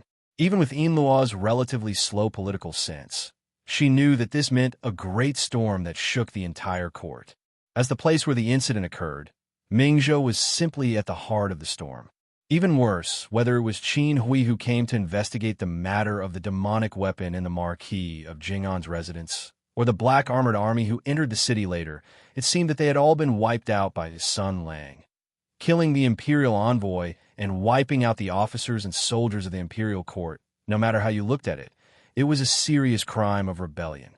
That was why he said, Zhang Yinluo sighed. He leaned his head against the bed frame and muttered to himself, I'm at least an accomplice. Why did I fall asleep so easily last night after doing such a big thing? Why did I wake up this morning and realize that it wasn't a dream? Why did I? She knocked hard on the bed frame and said in a depressed tone, Will you be as calm as you are now? It was as if nothing had happened. Obviously, this kind of thing had happened, so he should be anxiously packing his luggage, persuading his father to bring his family out of the country to the fire country. Zhang Yinluo sighed. If there had to be a reason, then it must be because of Sun Lang. Last night, that guy said something like, all right, it's already so late. Let's all go and cultivate the devil, or something like that. Then, everyone really acted as if nothing had happened and went to sleep as if nothing had happened. What was I thinking at the time? How come I wasn't worried at all? Zhang Yinluo patted her head. Right now, she felt incomparably stupefied and lost. She did such a big thing last night, but when she woke up today, she didn't have any sense of reality and didn't feel any sense of danger. She sighed again and felt that it wasn't a big deal. She pushed open the door and wanted to find Sun Lang to ask, but just as she stepped out, she could faintly hear Sun Lang's voice. She felt it was strange and quickened her steps. After she walked out of the small courtyard, the voice slowly approached. She looked around. It seemed to be the residence of Huizhou's family. Last night, she and Zhao Feihuang had been waiting in the manor for Sun Lang's return. Unexpectedly, not only had Sun Lang returned, he had also brought Huizhou's family and another imperial envoy. The imperial military envoy that Sun Lang called Second Xiongdanzi had been thrown into the dungeon of the manor by Sun Lang. It was said that it was the place where Qin Yu had been imprisoned. As for Huizhou's family, they were temporarily placed in another courtyard in the manor. Yinluo walked a few steps and saw Sun Lang's figure. Her eyes lit up. Just as she was about to speak, she saw Sun Lang turn his head and make a shushing gesture. Then, in broad daylight, Sun Zhongrong began his performance. Sun Lang suddenly flashed to the left and used his mouth to bite on his finger. Blinking his large sparkling eyes, he said in a tone that was a mixture of shyness and anticipation, Can you perform that again? Then he flashed to the right with an expression that said he really couldn't do anything about it. Using a Jack Sue's tone and expression, he used his hand to brush his hair and lightly said, Is it that? Finishing speaking, he flashed to the left again. His hands clasped in front of his chest, and he nodded forcefully. Yes, I want to see it. Then, he flashed to the right and put on the gloomy expression of a hero past his prime. A trace of sigh and sadness flashed through his eyes. Gazing at the bright sky, he quietly said, My wife is about to give birth. I won't be able to see my second child and my daughter. After speaking, he flashed to the left again. Clutching his stomach, he laughed wildly with tears streaming down his face. Wahahaha! So funny. Fa. The corners of Zhang Yinluo's eyes twitched. Although she didn't know this joke, she felt that the current Sun Lang was very much in need of a beating, extremely in need of a beating. Sure enough, the person who wanted to beat this bastard to death soon appeared. A strong wind whistled, and a fist-sized rock flew over, heading straight for Sun Lang's face. Hu Shouxin's face was filled with murderous intent as he directly flipped over the wall of the courtyard. Baring his fangs and brandishing his claws, he approached Sun Lang. Little bastard, I'll tear you apart alive. Sun Lang laughed loudly and flashed to the side. Hu Shouxin was furious. He raised his sandbag-sized fist and pounced forward, clearly wanting to smash Sun Lang's dog head. Unfortunately, Sun Lang dodged all of his attacks. Old Hu flew into a rage. Bastard, you're disturbing my sleep early in the morning. Are you Asterisk King done? Sun Lang rolled his eyes. Weren't you crying and begging me last night? Didn't you want to join me? Didn't you want to follow me into the capital to seize the bird position? Why are you slacking off on the first day of joining the Revolutionary Army? Hu Shouxin had long been used to his nonsense. He just said angrily, Didn't I ask you last night? Such a big thing has happened, and the people in Mingzhou are in a panic. From the provincial governor to the marquis, they definitely can't sleep. On the capital's side, the Tensei province still doesn't know how to deal with you. If you have any plans, you must be the first to carry them out. I'm even going to write a letter to my comrades in the past to tell them about the past. You just forbade me and told me to go to sleep, and now you're disturbing me. Sun Lang rolled his eyes and said, I'm doing this for your own good. Such a thrilling thing happened yesterday, and the husband and wife were almost separated forever. We should have sex as a celebration. Even if your wife is about to give birth and you really can't have sex, it's also good for you to relax. I'm giving you a vacation and not letting you work overtime. Instead of being grateful, you're blaming me? Hu Shoshin stared at him and said, F***CK, you're talking as if you had sex last night.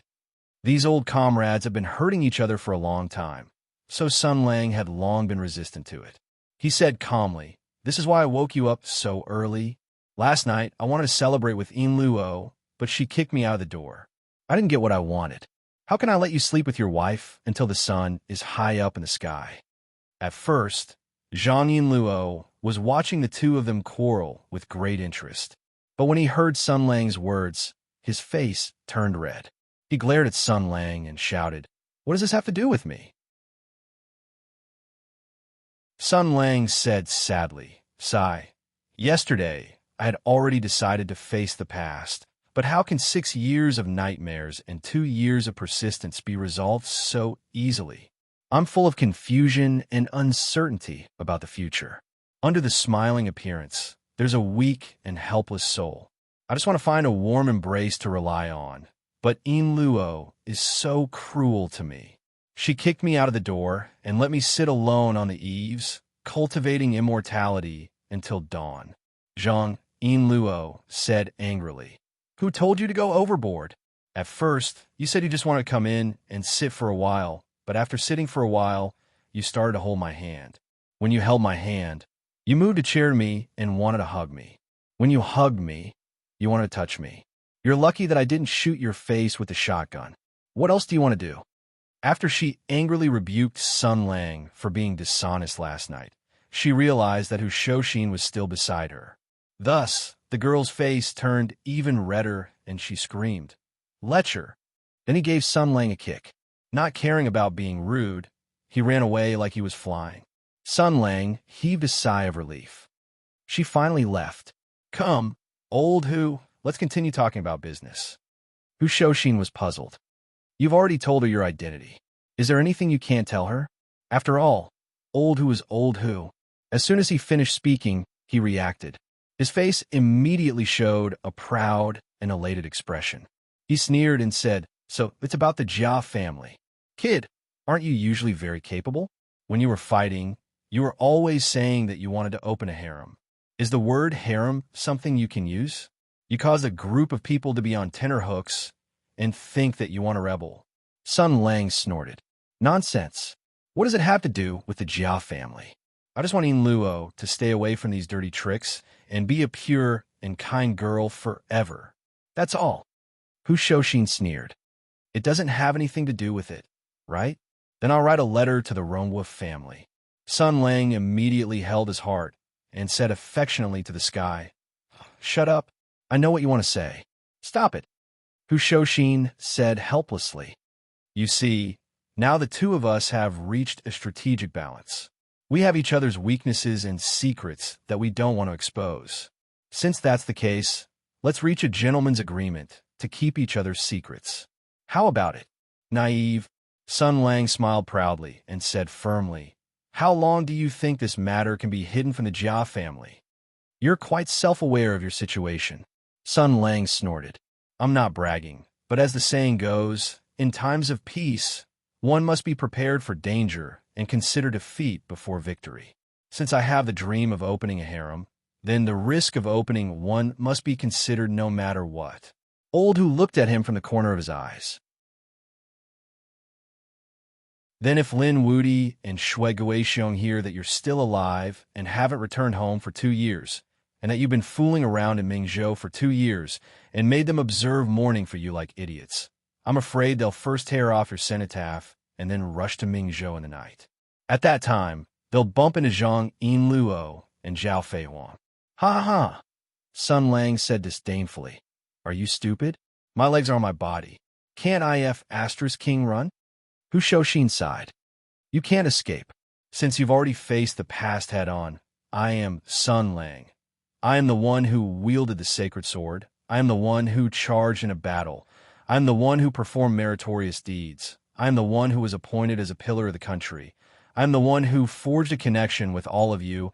I am the one who gained and lost everything. These 6 years of joy, anger, sorrow, and joy, I admit that this is my life. What I have lost must be recovered, and hatred must be settled. That is all. That's all. He said softly. As for the Rongwa mansion, it has nothing to do with me. I'm not the legitimate son of the Jiao mansion, and I don't owe them anything. In the end, the reason why I came to this godforsaken place and was given a new life, fighting for this country for 6 years, and almost becoming a ghost was because their precious baby was too useless and was devoured by the sword chi. That's why I had to take the blame. You don't mean what you say? Well, don't look at me like that. I won't say anything. Anyway, I don't like the Rongwa mansion. It's just, forget it. I won't say anything. But soon, old Hu couldn't help but sigh. Let me say one last thing. Although the Jia family has been extremely gracious, their bloodline has been severed after all. 2 years is enough for many people to have evil thoughts. I've received news that the Jia family is already in chaos. It's just that they're being suppressed by old Madame Jia, so there hasn't been any trouble for the time being. Who knows how long that widow will be able to hold on? Sigh, he said calmly. The people of the Rongwa mansion are unstable, and the Ningwa mansion is even worse. Your cousin Jia Sherdao had high hopes, but after hearing the news of your death, he left without saying a word and became a Taoist priest. His father went to the Taoist temple to persuade him, but he turned a deaf ear. No matter how much he was beaten or scolded, he didn't move an inch. I'm afraid there's no greater sorrow than a dead heart. In other words, the bloodline of the Jia mansion and the Rongwa mansion is cut off in this generation. Sun Lang pinched the space between his eyebrows and sighed. Little bastard, but he quickly turned his head and glared. Damn it, it's none of my business. If there's no bloodline, then so be it. Elder Hu couldn't help but laugh. You're too, my wife. Stop. Shut up. Elder Hu said resentfully, I'm scared of you. I don't care anymore. Do whatever you want. So, what do you plan to do now that you're going to play chess with the capital? Do you want me to write a letter to tell them to be careful? Sun Lang rolled his eyes. Are you stupid? Qin Hui's incident has fully proved that your so-called network of contacts is a sieve. It's already been infiltrated by that woman. Don't you agree? Who sent Qin Hui? Who did you write a letter to? How did the news leak? Are you in such a hurry to betray your teammate? A trace of gloominess flashed in Elder Hu's eyes. He had almost lost his life last night, so it was inevitable that he was afraid. But what was more intense was anger. What soldiers hated the most was betrayal, not to mention that he had almost implicated his wife and daughter. He said gloomily, when I find him, I'll definitely cut him up piece by piece. That's why. A trace of playfulness flashed in Sun Lang's eyes.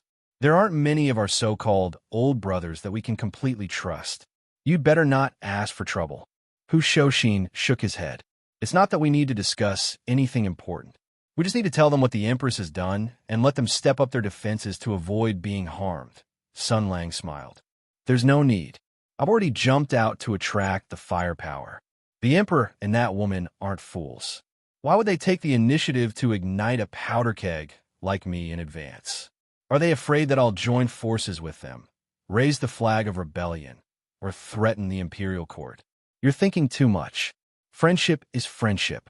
If I really raise the flag of rebellion, there won't be many who are willing to follow me to the end. It's better not to make things difficult for them. After saying that, he squinted at Hu Shouxin.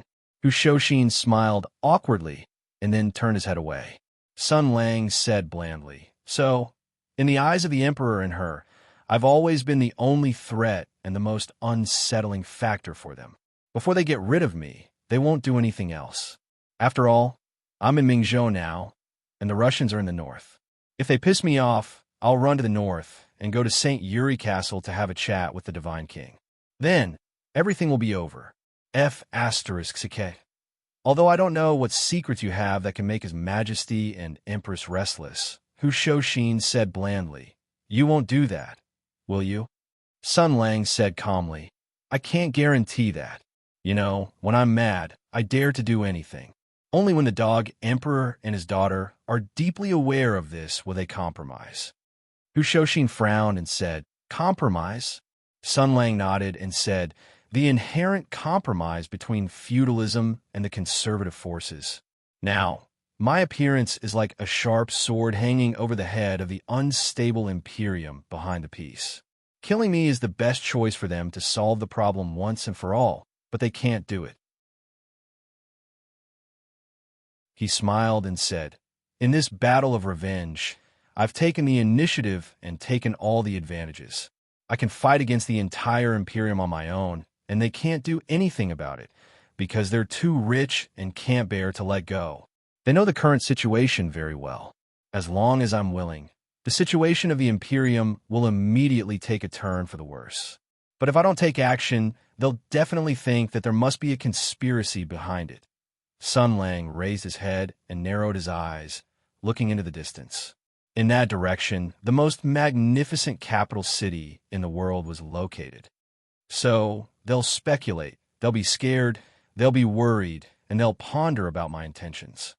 Sun Lang said casually, That woman is a decisive person. She's resourceful, smart, decisive, and sharp. She doesn't lack the courage to fight back when she's about to die. It's a pity that she's not the emperor. The emperor is old.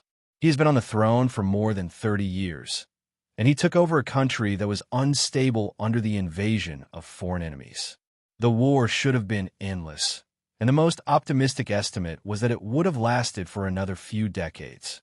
However, such a dramatic turn happened, and the situation was reversed in only a few years. He won a great victory for no reason. He's happy. He's more powerful than his father and his grandfather.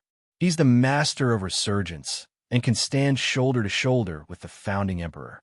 He's already reached the peak of his life. Above all the emperors, his smile was full of mockery.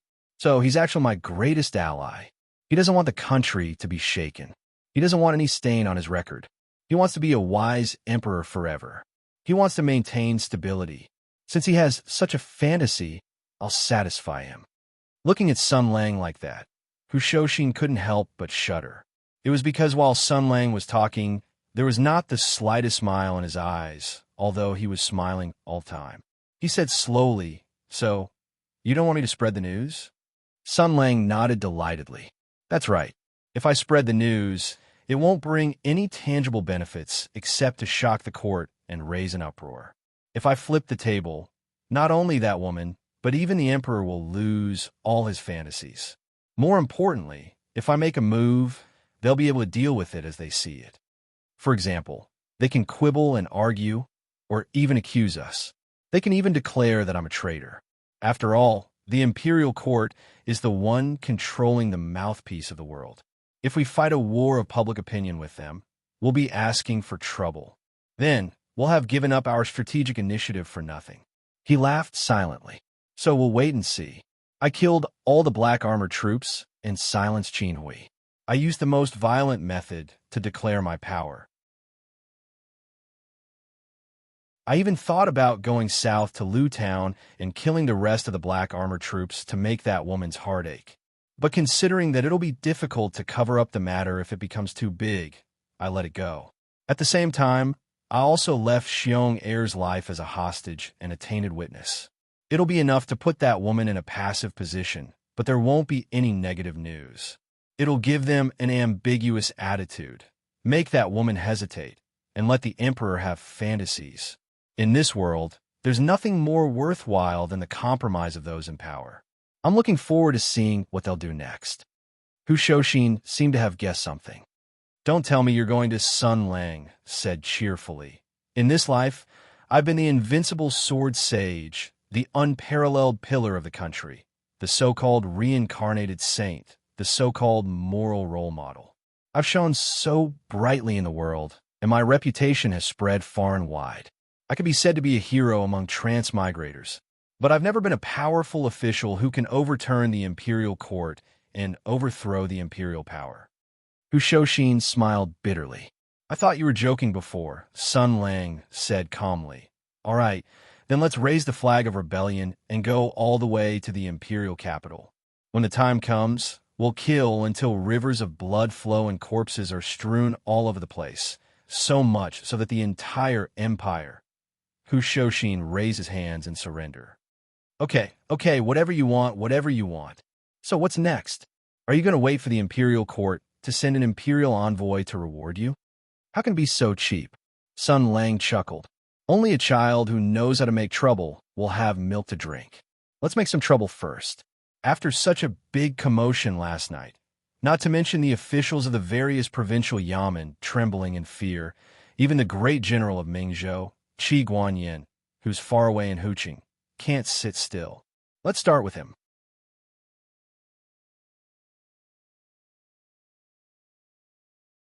Chapter 407. Qi Guanyin. When Hu Shoshin heard this, a trace of disdain flashed through his eyes. His tone was rather cold. Why are you looking for him? Sun Lang did not notice old Hu's strange gaze. He smiled and said, Of course it's to pull him into the revolutionary team. Since we're already prepared to wrestle with the capital, we can't do it without a strong backer. He said rather vexedly. Originally, Mingzhou's uncertainty was too strong. The better choice was to move on a large scale, dragging along the entire family and moving to Songzhou. That's Chao Patao's territory. I'm afraid she's already managed it like an iron bucket, the type that can be surnamed Sun at any time. When Hu Shoshin heard these rebellious words, there was no longer any fluctuation in his heart. And then, Sun Lang spread his hands and said, And then I felt this won't do. Isn't this like living off a woman? Old Hu looked around. The environment of Marquis Jing'an's residence was beautiful, with green trees like a carpet. A gentle breeze blew, and the air was filled with a strange fragrance. It was really a beautiful and vast mansion. Are you sure you're not living off a woman? Sun Lang's skin was extremely thick. He did not take old Hu's disdainful gaze to heart at all. He raised a finger and said, Moreover, Zhang Jianyuan has already gained a foothold in Mingzhou. We can also borrow the power of Yinluo's family, the financial resources and manpower of Marquis Jing'an's residence, and your ranger and spy system. Thinking about it this way, our advantage is quite big. It's really a pity to throw it away for no reason. All right, business, public opinion, aristocratic families, wealthy families, spies, they were all here. Sometimes I'm really curious if this guy is doing it on purpose. Under Hu Shoshin's cold gaze, Sun Lang's interest was piqued. He directly squatted on the ground and began to draw a simple map. Moreover, Mingzhou's geographical location is good. My newbie village started here. How can we just throw it away like that? Look, there's the Grand Canal, which makes transportation convenient. We can rush to Suizhou in 2 days. Mingzhou is located in the northern border, and to the north is Russia. That's Russia we're talking about. Sun Lang's expression became very excited. Big brother. Expert. Weapon support. Technology sharing. Idiot. Use canned food to exchange for airplanes. Use liquor to exchange for cannons. Steady. When the situation is critical, this is also a good escape route. If necessary, we can take a plane and escape there. Old Hu's expression was subtle. I don't know what you're talking about. What I mean is, Ming Prefecture must be under our control. Strategically, it can coordinate with the neighboring Song Prefecture. Geographically, it's backed by the Lihuan Nation. There are too many places that we can manipulate. Sun Lang pondered and said, If that's the case, Zhang Jianyuan can seriously work on it. The Russians are in a world of ice and snow, so they have a high demand for strong alcohol. Their national religion is still the Church of Flames, so of course they will roar a lot when it comes to alcohol that can be ignited. If that's the case, Zhang Jianyuan can set up a few distilled spirits production lines. Hu Shoshin's expression became even more subtle. Sun Lang changed the topic too quickly. You want to do business with the people of the Li Fire Nation? Why not? Most of the problems in this world are basically money problems. Sun Lang sneered. The imperial court is about to open its borders to communicate with the barbarians and see the world. Capital is the pursuit of profit, so the merchants of the empire will definitely be the first to act. But how can such a good thing be given to them? It's time to let them know what monopoly, malicious competition, and privateering licenses are. He laughed sinisterly. As a transmigrator, if he didn't do something about capitalism in this world, he would be living under the red flag in vain. It's time to reformulate the commercial laws of the northern borderline. After we control Ming Prefecture, it's time to collect King taxes. He felt that this guy seemed to be very excited. Sun Lang said cheerfully, "Before, I was wondering why Yinluo's family was so rich. Now it seems that my father-in-law has given birth to a good daughter. In the past 2 years, the Zhang family has probably benefited a lot from the secret trade route to Russia. It's probably all because of Yinluo's face. What did this girl do in the Li-Fire Nation to make the Russians treat her differently? I really don't understand." He touched his chin and smiled. "But since there's this relationship, things will be much easier to handle. We can use Yinluo's channel to pass a message and build a bridge. Isn't that perfect? We can also give face to the two of us." Hu Shouxin's expression changed. "You mean Xiu Shenwang and Long Wanda?" After the war, Xiu Shenwang returned to the Li-Fire Nation and Long Wanda wandered around. He would send a letter every 1 or 2 months. This month's letter hasn't arrived yet. The two of them can be of help. But don't forget, although they are at the top of the fiery battle angel sequence and have the blazing angel equipment, they don't have much power. He smiled. After all, it's the Li-Fire Nation where religion and politics are united. Religion is more important than anything else. No matter how outstanding their military achievements are, they don't have much decision-making power. Sun Lang slapped his forehead and sighed. I forgot about this. Making money by dumping things in the Li-Fire Nation is a small matter. I'm still hoping to buy firearms. Old Hu was shocked. His voice went up an octave. Buy what? Sun Lang glared and said, "Of course it's to buy firearms. Don't glare at me. In fact, what I want to buy the most is the production line and experts. Unfortunately, if I have this idea, the Russians will definitely explode. I can only plan slowly. However, this matter is ultimately something that I have to do. How can a military be controlled by others?" He picked up the wooden stick again and murmured, "The fiery flame cult is very stingy. They are afraid that the secrets and power of firearms will be controlled by the civilians and shake their rule. Therefore, they did not hesitate to issue a religious decree to prohibit civilians from carrying out weapons and technology experiments privately. But human nature always gets worse. I think there must be some scientists who are secretly carrying out prohibited experiments in the Li-Fire Nation. Maybe it's a cute girl. Therefore, I have to secretly instruct the caravan going to the Li-Fire Nation to pay attention to this and collect some exiled scientists. In addition, the Li-Fire Nation and the Li-Fire Nation also pay attention to the power of technology and machinery. Although the focus is different, they also have some research on firearms. Also, they are not as secretive as the Russians. Maybe we can start from there and get some good things that they don't care about.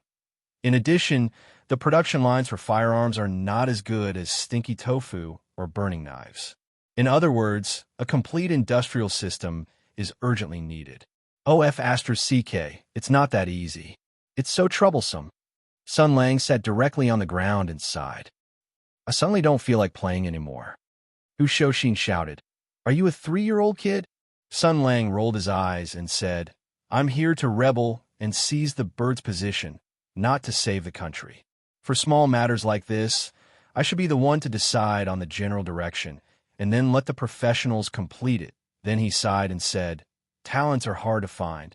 Yinluo barely added the diplomatic skill, the kind that can increase the diplomatic skill of a Li-Fire Nation by 50%. Miss Zhao's internal management attribute should be very high, and she can be entrusted with important tasks. Zhang Jinyuan's business skill tree has been lit up, and the future is worth looking forward to. Then that's it. I'm going to put up a recruitment advertisement, Hu Shouxin said calmly. go and recruit. Wei Zhongxian, Gao Qiu, Yin Song, Sima Yi, and your cousin Jia Sherdao, all of them are great talents. Whether it's managing wealth or strategizing, they could do it well for you. If you need a fighter, you have plenty. Needless to say, Zhao Yunlong is one of them. From Dongfang Wansheng to Yubuchuan, there are a lot of people who are willing to die for you. If they know that you're still alive, they'll want to grow wings and fly directly to Mingzhou. Sun Lang waved his hand and said, "Don't be silly. They're all the future pillars of the imperial court. I'm still waiting to enter the capital in glory and be conferred the title of Marquis. Then I'll meet them in the Golden Palace and smile at them." Hu Shouxin rolled his eyes and said, "Then what about your talents?" Sun Lang laughed and said, "Are you stupid? Aren't I waiting for Qi Guanyin to come to my door?" Something like this happened in Mingzhou. Even if he didn't see it last night, he should have heard the news today. Our governor must have sent documents to Hongcheng like snowflakes to ask him to come back and give him courage. He smiled mischievously and said, "I really want to see his expression when he finds out it's me." When the topic came back, Old Hu's expression turned cold again, and his attitude became very indifferent. He's just right. He hits it off with you. Indeed, with military power, it's easy to do anything. Yes. For example, setting up checkpoints, collecting taxes, suppressing smuggling, protecting caravans, and so on. Sun Lang said with a smile, "But that's all secondary. The most important thing is that I'm counting on Qi Guanyin to train the troops." Hu Shouxin's voice rose an octave. "Train the troops? Train the troops with him?" Sun Lang was confused. "What's wrong? Who else should I look for if not him?" "You?" Old Hu narrowed his eyes and said, "You trust him when it comes to training the troops? Other things aside, aren't there two ready-made people? Invincible Lin Daiyu and reincarnated ghost hero Shui Baochai. The former is known as Invincible Lin and is in charge of Tianxiu Manor. She's the chief instructor of Soaring Eagle Cavalry, and the latter is the commander of North Wind Camp. Both of them are proficient in the art of war. In your words, they're the Empire's experts in heavy cavalry and archery. When it comes to training the troops, they won't be much worse than Qi Guanyin, right? Most importantly, you don't have to worry." Sun Lang glared at him. "Are you talking about something that doesn't boil?" Hu Shouxin said nonchalantly. "You can't hide it for long anyway. You said it yourself." Sun Lang shook his head. "That's not appropriate. Qi Guanyin would be the best to train this army. You've said it yourself. The two of them are already the best in the art of war. The art of war is to move like thunder and move like the wind. It moves later but arrives first. It's unpredictable and naturally good. But what I want is not this kind of army." He chuckled and paced a few steps. "The art of war has evolved to the pinnacle in the Tianyuan War. The military officials of the Empire have formed a system in the art of war.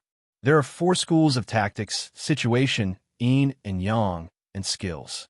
Each of them has their own style, and there are many famous generals." He counted with his fingers and said, "The art of war and stratagems, defending the country with righteousness, deploying troops with surprise, using formations, espionage, commercial warfare, psychological warfare, diplomatic warfare, and local tyrant warfare. There is nothing that can be done without moral integrity, as long as you can win. If you don't have to lose face, then don't. It's best to win while lying down. The greatest master of the art of war and stratagems in this dynasty is none other than..." Hu Shouxin rolled his eyes. "Don't flatter yourself." Sun Lang said proudly. "What's wrong? What's wrong? The art of war includes both the situation and the yin and yang. Strategy comes before skill. What you need is a broad mind, a big brain, a shameless and unscrupulous person. Let me tell you, in this field, you guys won't even be able to follow me and eat my dust." That was indeed the case. In his previous life, he had lived on Earth in an era of information explosion. The amount of knowledge he had received in the past 20 years was unimaginable for the natives of the alternate worlds.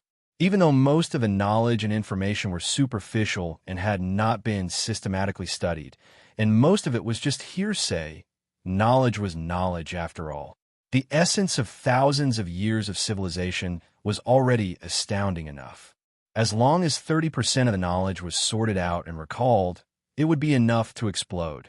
As long as the superficial, messy, and complicated knowledge and memories were sorted out, verified, recalled, and corrected in real battles, the effect would be terrifying.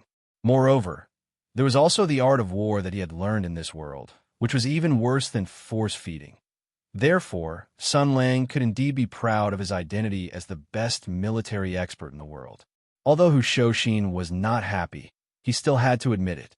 Seeing that Oldu did not say anything, he continued, "The art of war is the application of various tactics on the battlefield, which is what I said before. Cavalry battle experts, infantry battle experts, special forces battle experts, ambush battle experts, and so on. There are many representatives of this. The art of yin and yang in the art of war is more mysterious. The art of yin and yang, the 5 elements and 8 trigrams, the art of divination, and the combination of battle formations and killing. It emphasizes the flexible application of the imperial army and the art of Taoism, thus reversing the situation, changing the terrain, and taking the initiative on the battlefield. The representative of yin and yang in the art of war is undoubtedly Liang Zai." He concluded and spread his hands. "The art of war can determine victory from 1,000 miles away. The art of war is like thunder, sweeping away everything. The art of yin and yang reverses the 5 elements and changes unpredictably. It is indeed the best choice, and it is always successful on the battlefield. But don't forget, in such a big empire, how many of me and Liang Zai are there? The art of war requires elite soldiers and fierce generals. Where do they come from?" Hu Shouxin frowned and said, "So, Qi Guanyin, that's right." "Old Hu, I've been convinced since the very beginning that the first 3 of the 4 forces of the military school have been exhausted and that there is barely any room for improvement. They can only count on the emergence of brilliant generals. Only by mastering military skills can there be infinite possibilities," he said slowly. "The art of war is to learn how to use hands and feet, equipment and mechanisms, and win by attacking and defending. In other words, more reasonable and advanced soldier training, more powerful and efficient weapons and equipment, how to recruit soldiers, how to manage the army, how to establish military discipline, how to mobilize morale, and even logistics, medical treatment, transportation, and all the arts of war.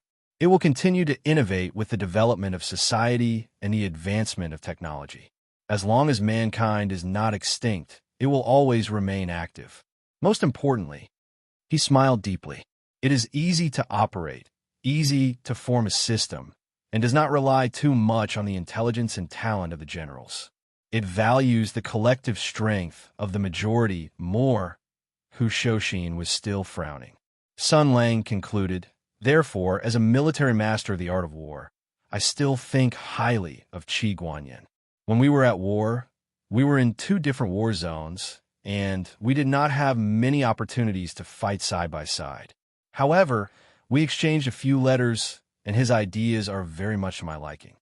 Hu Shouxin finally spoke. He said coldly, "Is that so?" Sun Lang finally realized that something was wrong. "Do you have a grudge against him?" "No." Hu Shouxin sneered. "I haven't seen him since I retired from the army and returned to Ming province. We don't know each other at all. It's true that he is good at training soldiers, and I admire his military exploits. Perhaps he was a great man when he was fighting, but right now, I'm ashamed to be associated with him." Sun Lang was stunned for a moment. Then he mocked. "You say it as if you were not afraid of your wife." Hu Shouxin said angrily, "That's not it. Also, I am not afraid of my wife." Sun Lang rolled his eyes and said, "Then what did he do to piss you off?"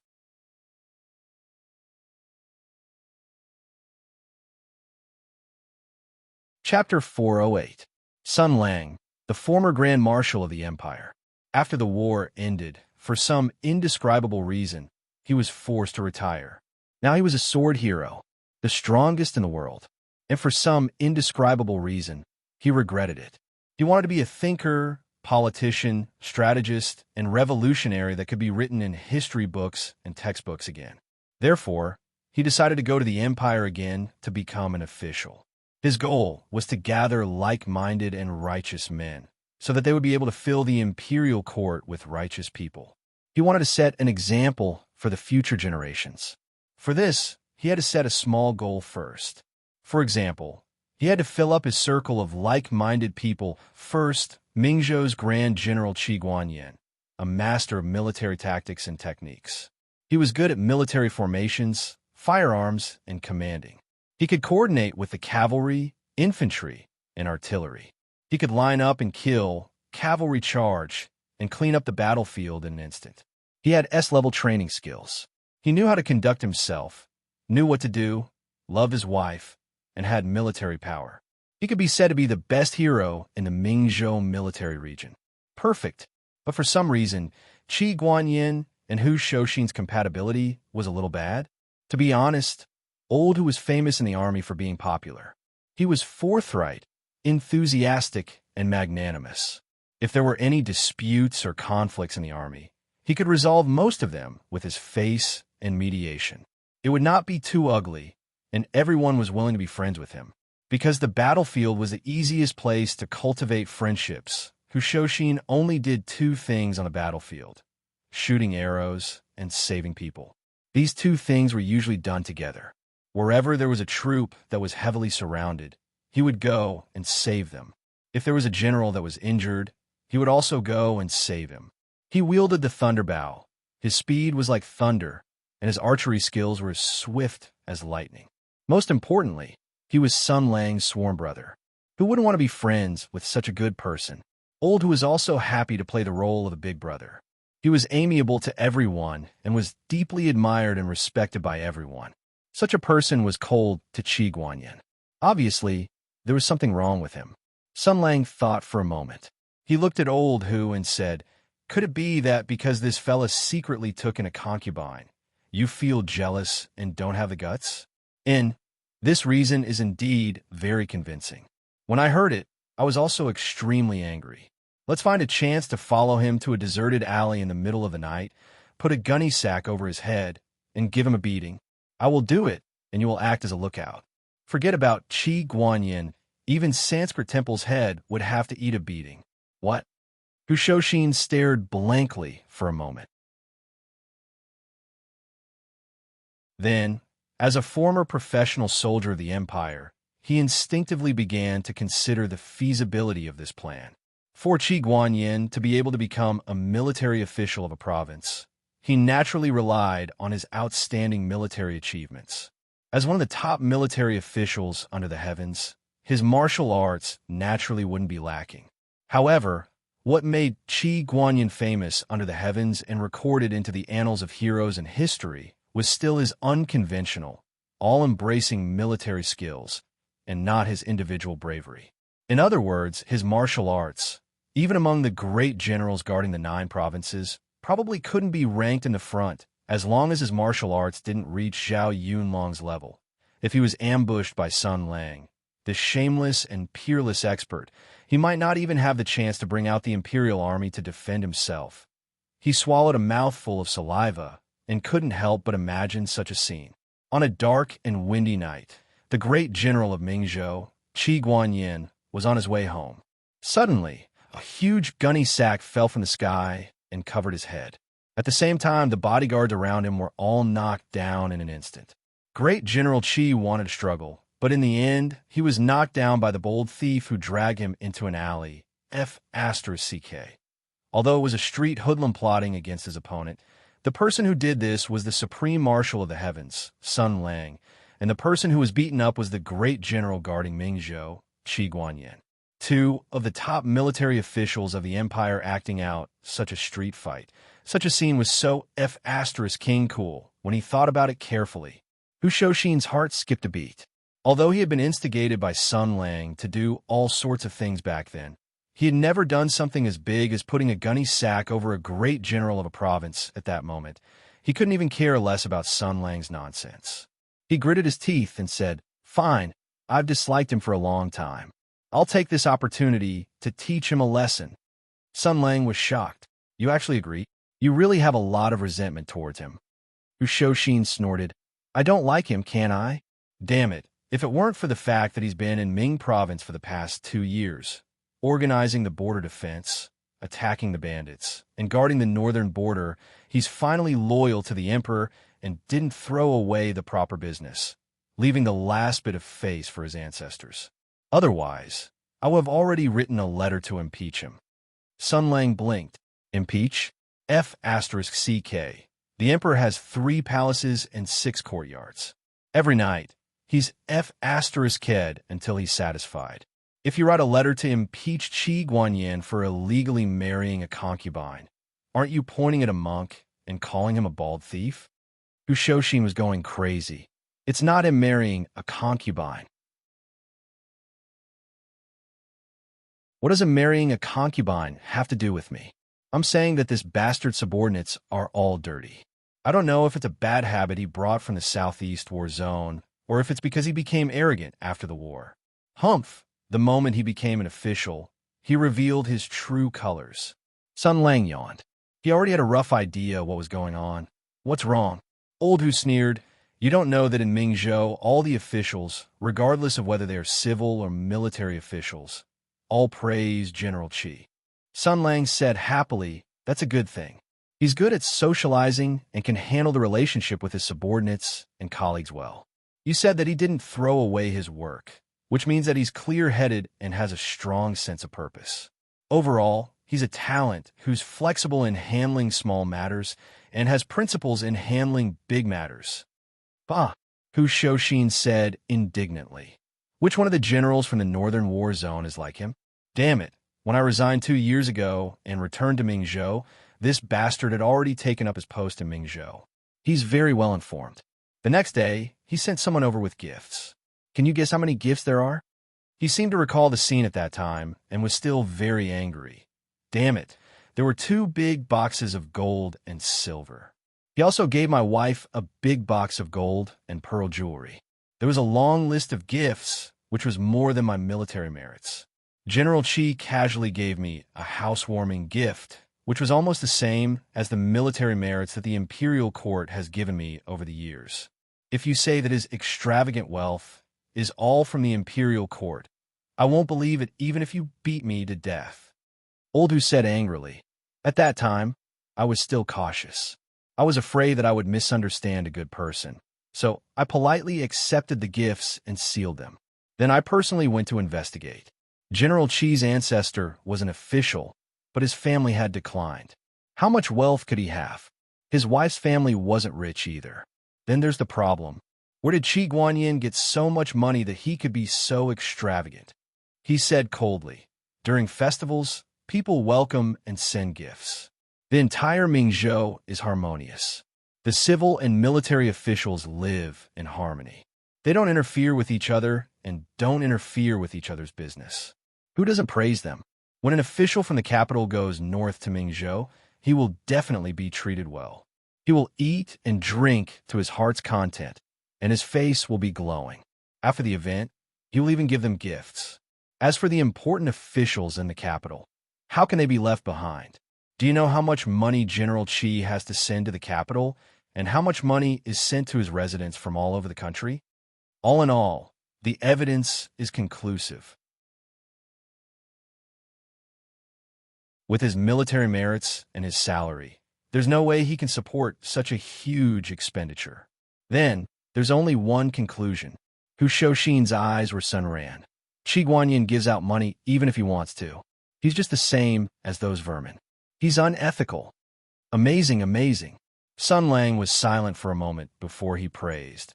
No wonder he can become the commander of a military region. An idiot like you can only be transferred. Hu Shoshin shouted, Sun Lang, I know that you have a deep prejudice against the Empire and don't care about these things, but don't forget that he's an official in the Empire. Corruption and bribery have nothing to do with you. If you want to play chess with His Majesty and build Mingzhou into your rear, do you have to use Qi Guanyin? Sun Lang curled his lips and said, So, you've turned against him a long time ago? Hu Shoshin snorted. Why would I work with him after I found out the truth?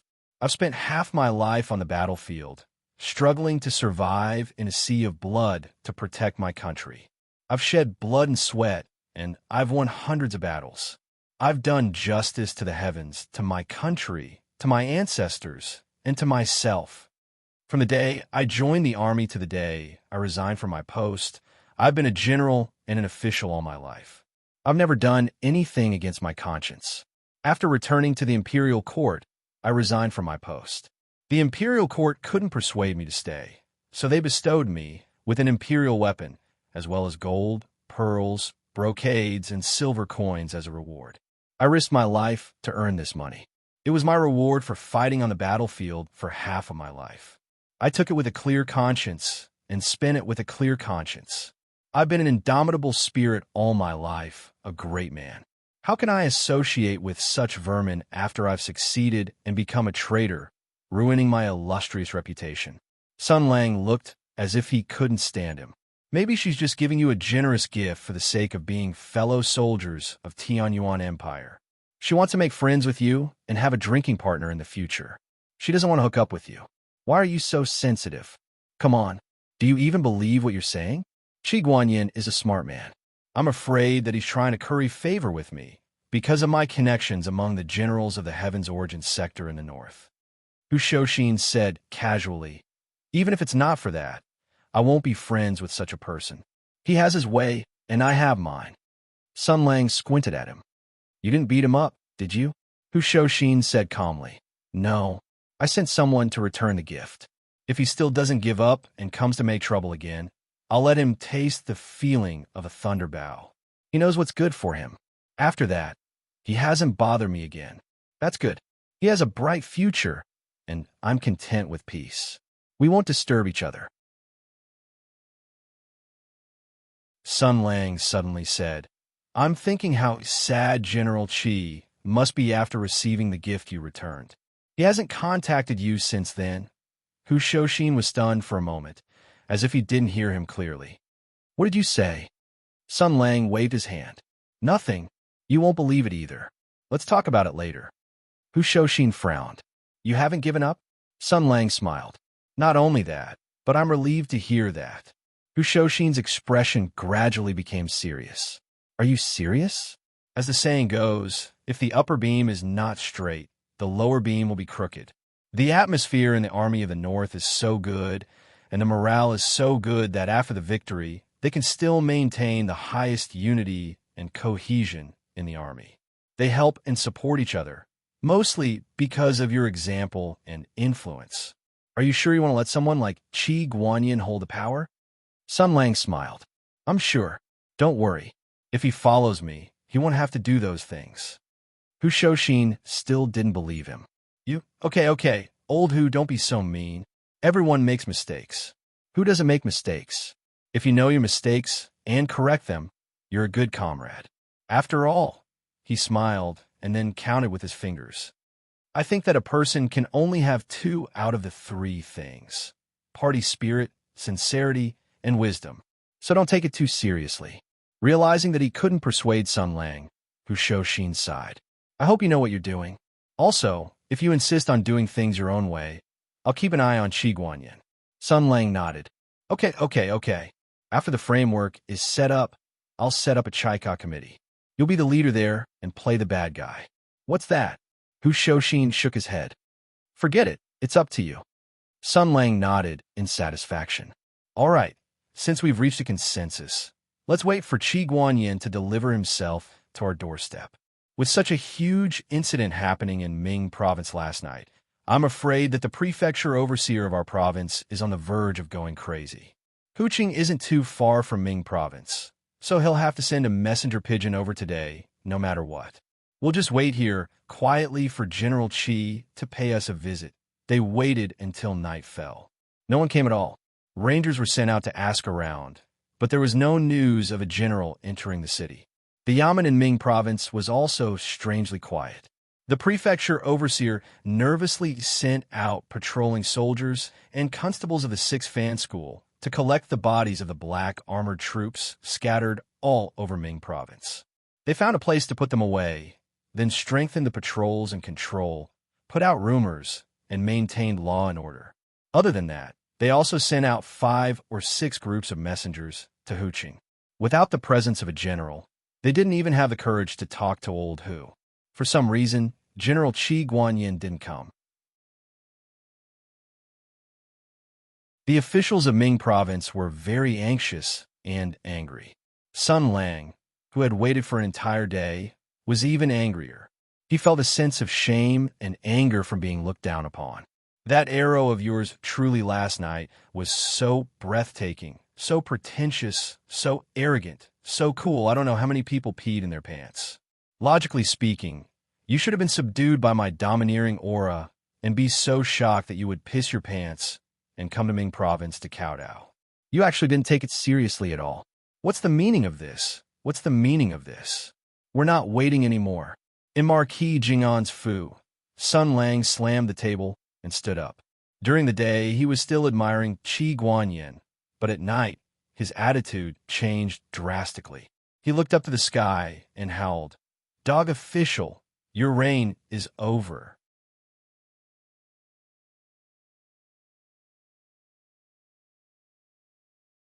Chapter 409.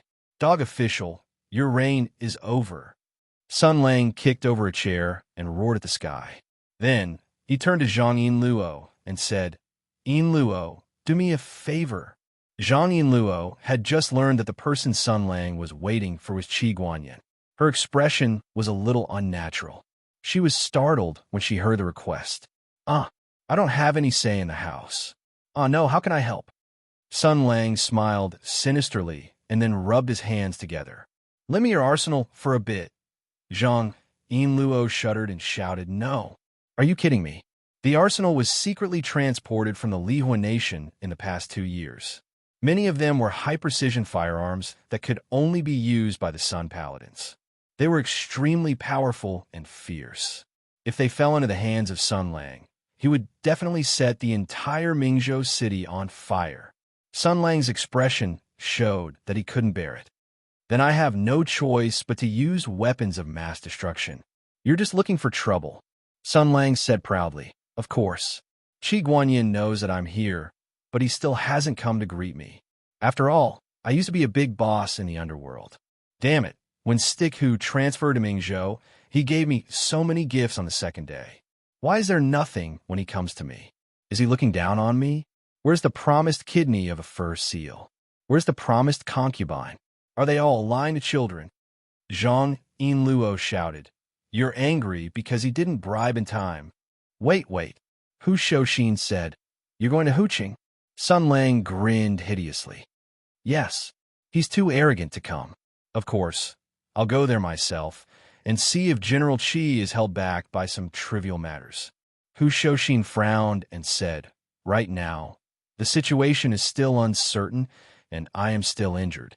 If you leave rashly, I'm afraid that something unexpected might happen. Let's wait a little longer." Sun Lang waved his hand and said, "Don't worry. If you find something wrong, just use your thunderbow to warn me. I will definitely see it. If the enemy is too weak, I don't even need to go back. Just use your thunderbow to mark the target, and I will shoot my sword chi from afar. Isn't this how we play in battle?" Besides, Yinluo is also an elite who is good at fighting when he's outnumbered when he's wearing the flaring sun power armor. Besides, there's also Venerable Sanzang, a Buddhist disciple with a leaf fire weapon. TSK. Monk Sanzang was sitting at the side chanting scriptures. He opened his eyes when he heard this and said with some confusion, "Ba, I left the temple this time to bring Brother White Snow back to recuperate." "Why?" Without another word, Sun Lang raised 2 fingers. "Do you want that motorcycle?" Monk Sanzang's eyes suddenly opened, and then he chanted the name of Buddha. Ba, almsgiver Zhang has already promised that iron horse to me last night. Io, you prodigal woman. Sun Lang glared at Zhang Yinluo with some dissatisfaction. "This morning, I saw Venerable Sanzang waiting by the stable, riding on it with an infatuated expression. She tried for a long time, but couldn't start it. I thought that she had taken a fancy to this thing, so I wanted to beat her at her own game and use this thing to rope in a high-level fighter like venerable Sanzang. "You prodigal woman, why did you give it away so early?" But Zhang Yinluo noticed Sun Lang's gaze. He smiled in a profound manner and secretly made a gesture that said, "No problem." Sun Lang narrowed his eyes and thought about it for a while before he came to a realization. Both sides exchanged a tacit look, and then Sun Lang said, "So there was this kind of thing.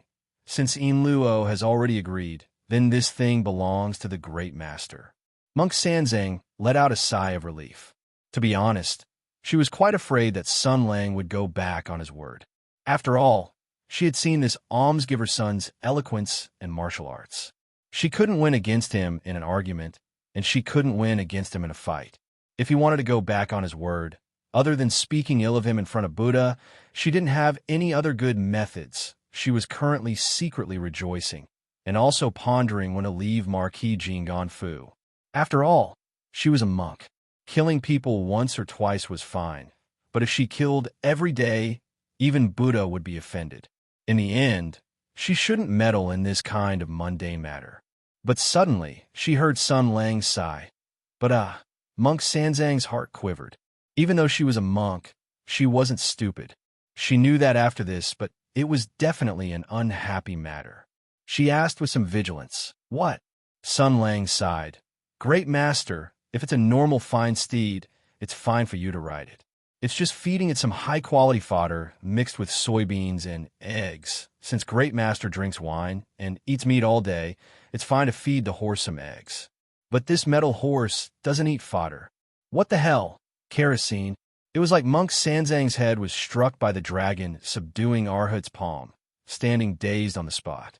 Even though she had asked Zhang Yinluo last night and heard that this metal horse only ate kerosene, she didn't continue to investigate. When Zhang Yinluo agreed to give this metal horse to her, all that was left in her mind was pleasant surprise, and she didn't think of this for a while. Now, she was aware of the fatal trap hidden in this matter. She looked at Zhang Yinluo in disbelief. "Benefactor Zhang, you didn't deliberately want to plot against me, right?" After all, Zhang Yinluo's moral integrity was relatively high, so he turned his head to the side as if nothing had happened. Sun Lang sighed again and said, "This is the Fire Nation's personal vehicle, the Rapid Mobility War Chariot. It's high-tech, exquisite, and high-grade, so it's quite delicate. It can only consume the special fuel of the Fire Nation. Moreover, after running for a period of time, it needs to be repaired and replaced. Otherwise, it will be damaged like an ordinary horse." Every time he said a word, Monk Sanzang's expression became more and more stupefied. Sun Lang shook his head and said, "Everything else is easy, but the fuel is a problem. Originally, we were all friends. It's just fuel, so it's fine if we give it to you. Master, if you want to race for a lifetime, then we will give you fuel for a lifetime. It's natural. After all, this chariot was given by us, so we also have to provide fuel for free and unlimited, right?" He said it so politely, but it had already reached the point of hypocrisy. Even if the master was not well-versed in worldly affairs, he could still see the naked, ugly face. "Go away. Go away. After the fuel is used up, if your iron horse can still run, then it's my loss." But Monk Sanzang was helpless. After all, even if he went to the horse market to buy a horse, the seller might give him fodder for a period of time as a promotion, but there was absolutely no reason to provide fodder for free for a lifetime. On the other side, Sun Lang added, "Sigh, it's all because the things in the Fire Country are too precious. Only the special fuel there can drive the iron horse. If other things like tung oil are used rashly, I'm afraid it will directly damage the iron horse. So if Master wants to think of a way by himself, I'm afraid it won't work. This fuel can only be bought by Yinluo from the Fire Country. Sigh, the price of oil has been rising every day recently." Master Sanzang sighed dejectedly. If it was any other object, it would be fine to give it up. However, she really liked this iron horse, so she directly made the matter clear. "Almsgiver's son, this poor nun knows what you mean, but this poor nun can't be your hired thug for the rest of my life. As for the specifics, please tell me." Sun Lang's expression changed. He thought of something and looked up and down at Monk Sanzang. "Master, Tell me the truth. Do you like that kind of thing very much?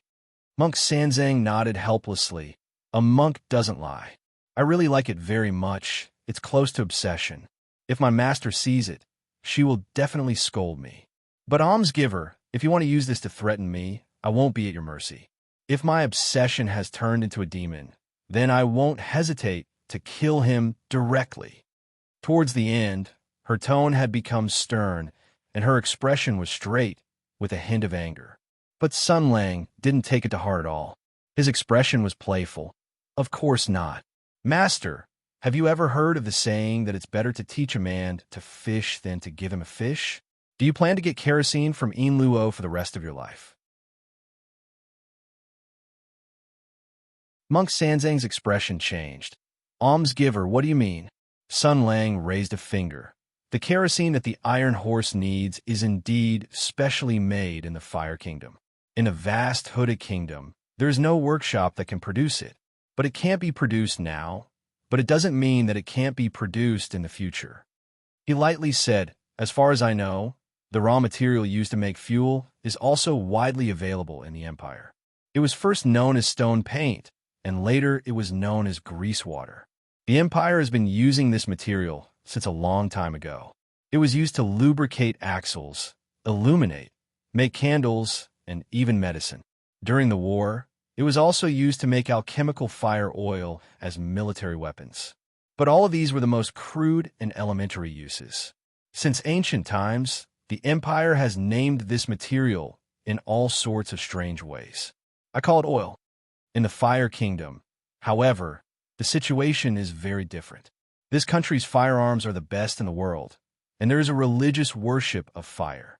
In this country, politics and religion are united.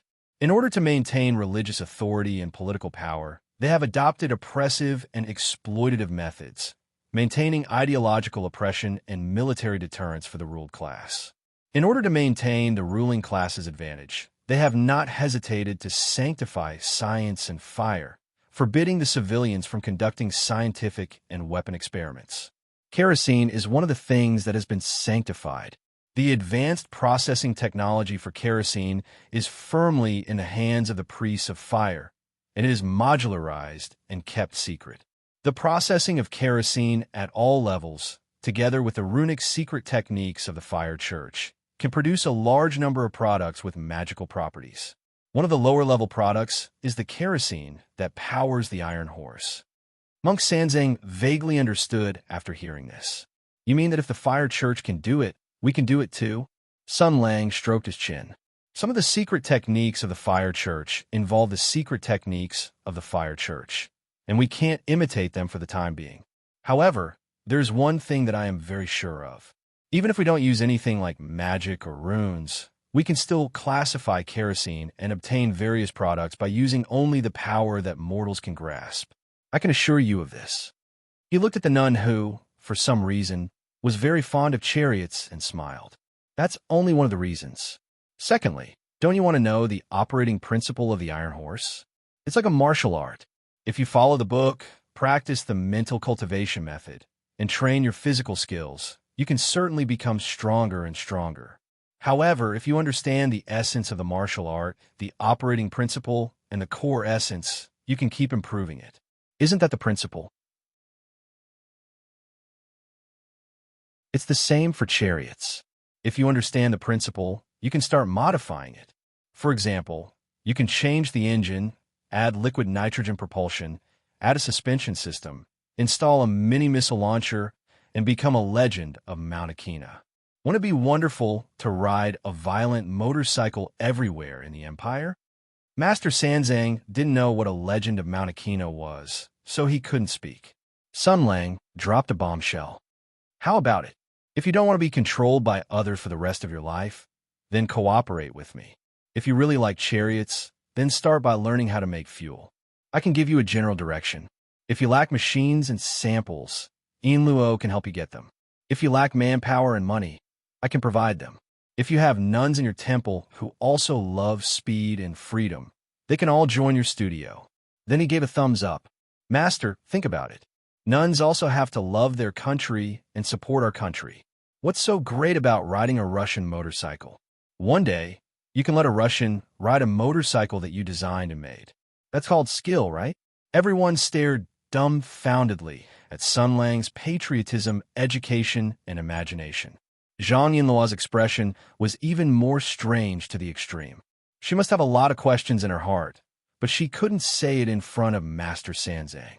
Master Sanzang admitted that even though Benefactor Sun's words were a mess, and she could only understand half of it, but she herself seemed to be a bit moved. She still hesitated. Ba, this matter, please allow this poor nun to consider it. Goodness, there's no rush. The future is long. Sun Lang waved his hand and said, then if it's like this, Master can stay at Marquis Jingganfu for now. Yinluo should still have a lot in storage, enough for Master to use for a short period of time. Master Sanzang didn't pay attention and got on his Sun Lang's pirate ship. He smiled bitterly. Then Taoist by Shui. When Taoist by Shui was mentioned, Sanzang's face revealed a strange expression, looking very conflicted. How to say it? Last night, when Yuanzhong begged Sun Lang to spare his life for half a day to collect Qin Hui's bones and then come back for Sun Lang to deal with. Sun Lang didn't even think about it and agreed. After all, the words Qin Hui said before he died really touched Sun Lang. Also, this guy's scheme was exhausted and his last gamble without any regard for life and death was about to succeed. Just because he wasn't a girl and didn't have breasts, in the end, he was still overturned by Yinluo, who rushed over and ended up dead. Every time Sun Lang thought of this, he couldn't help but sigh about the importance of the course of history. Therefore, Qin Hui was actually quite pitiful. It could be said that he was born a good-for-nothing and died a sullen death. This made Sun Lang, who scoffed at the so-called respecting your opponent is also respecting yourself humanitarian spirit, feel that letting his corpse rot in the wilderness was indeed a bit too pitiful. In addition, Taoist by Shui wanted to form the empire's strongest commentary team with one Yuanzhong. So Sun Lang went with the flow and let one Yuanzhong complete his last act as a friend. And today, during the day, when Sun Lang was waiting for General Qi, one Yuanzhong also came to Marquis Jingganfu under the guidance of a ranger from Zhongyi Tower, waiting for Sun Lang to deal with him. Sun Lang naturally sent him away and let him do as he pleased, but he wasn't allowed to leave Mingzhou. Otherwise, he would be chased and killed. All of this was naturally to make it easier for Taoist by Shui to carry out his great plan. Everything went smoothly. Wan Yuanzhong had nowhere to go, so he obediently guarded Qin Hui's grave, looking like he was building a hut and guarding it. Sun Lang explained to Taoist by Shui, who came to ask for a plan, that this one Yuanzhong was saddened by the death of his old friend and felt that his outlook on life these past few years had been impacted. At this time, he was disheartened and could be easily taken advantage of, so he let Taoist by Shui and Huang Mao take action early. After Huang Mao heard this logical analysis, he was overjoyed and repeatedly said that it would be fine. Then, he excitedly left. At that time, Monk Sanzang was still hoping that Taoist by Shui would finish quickly so that he could report back to Deju Temple, so he followed along. One reason was to protect him, and two was to secretly observe. So when Monk Sanzang thought of that scene, he simply couldn't bear to mention it. This Taoist by Shui, he was good in every way, but that mouth of his was too straightforward. One Yuanzhong already had a bad impression of him. Just when he was feeling sad, suddenly that annoying Taoist by Shui popped out of nowhere and said something that deserved a beating. This donor Wan, how could he not beat him up?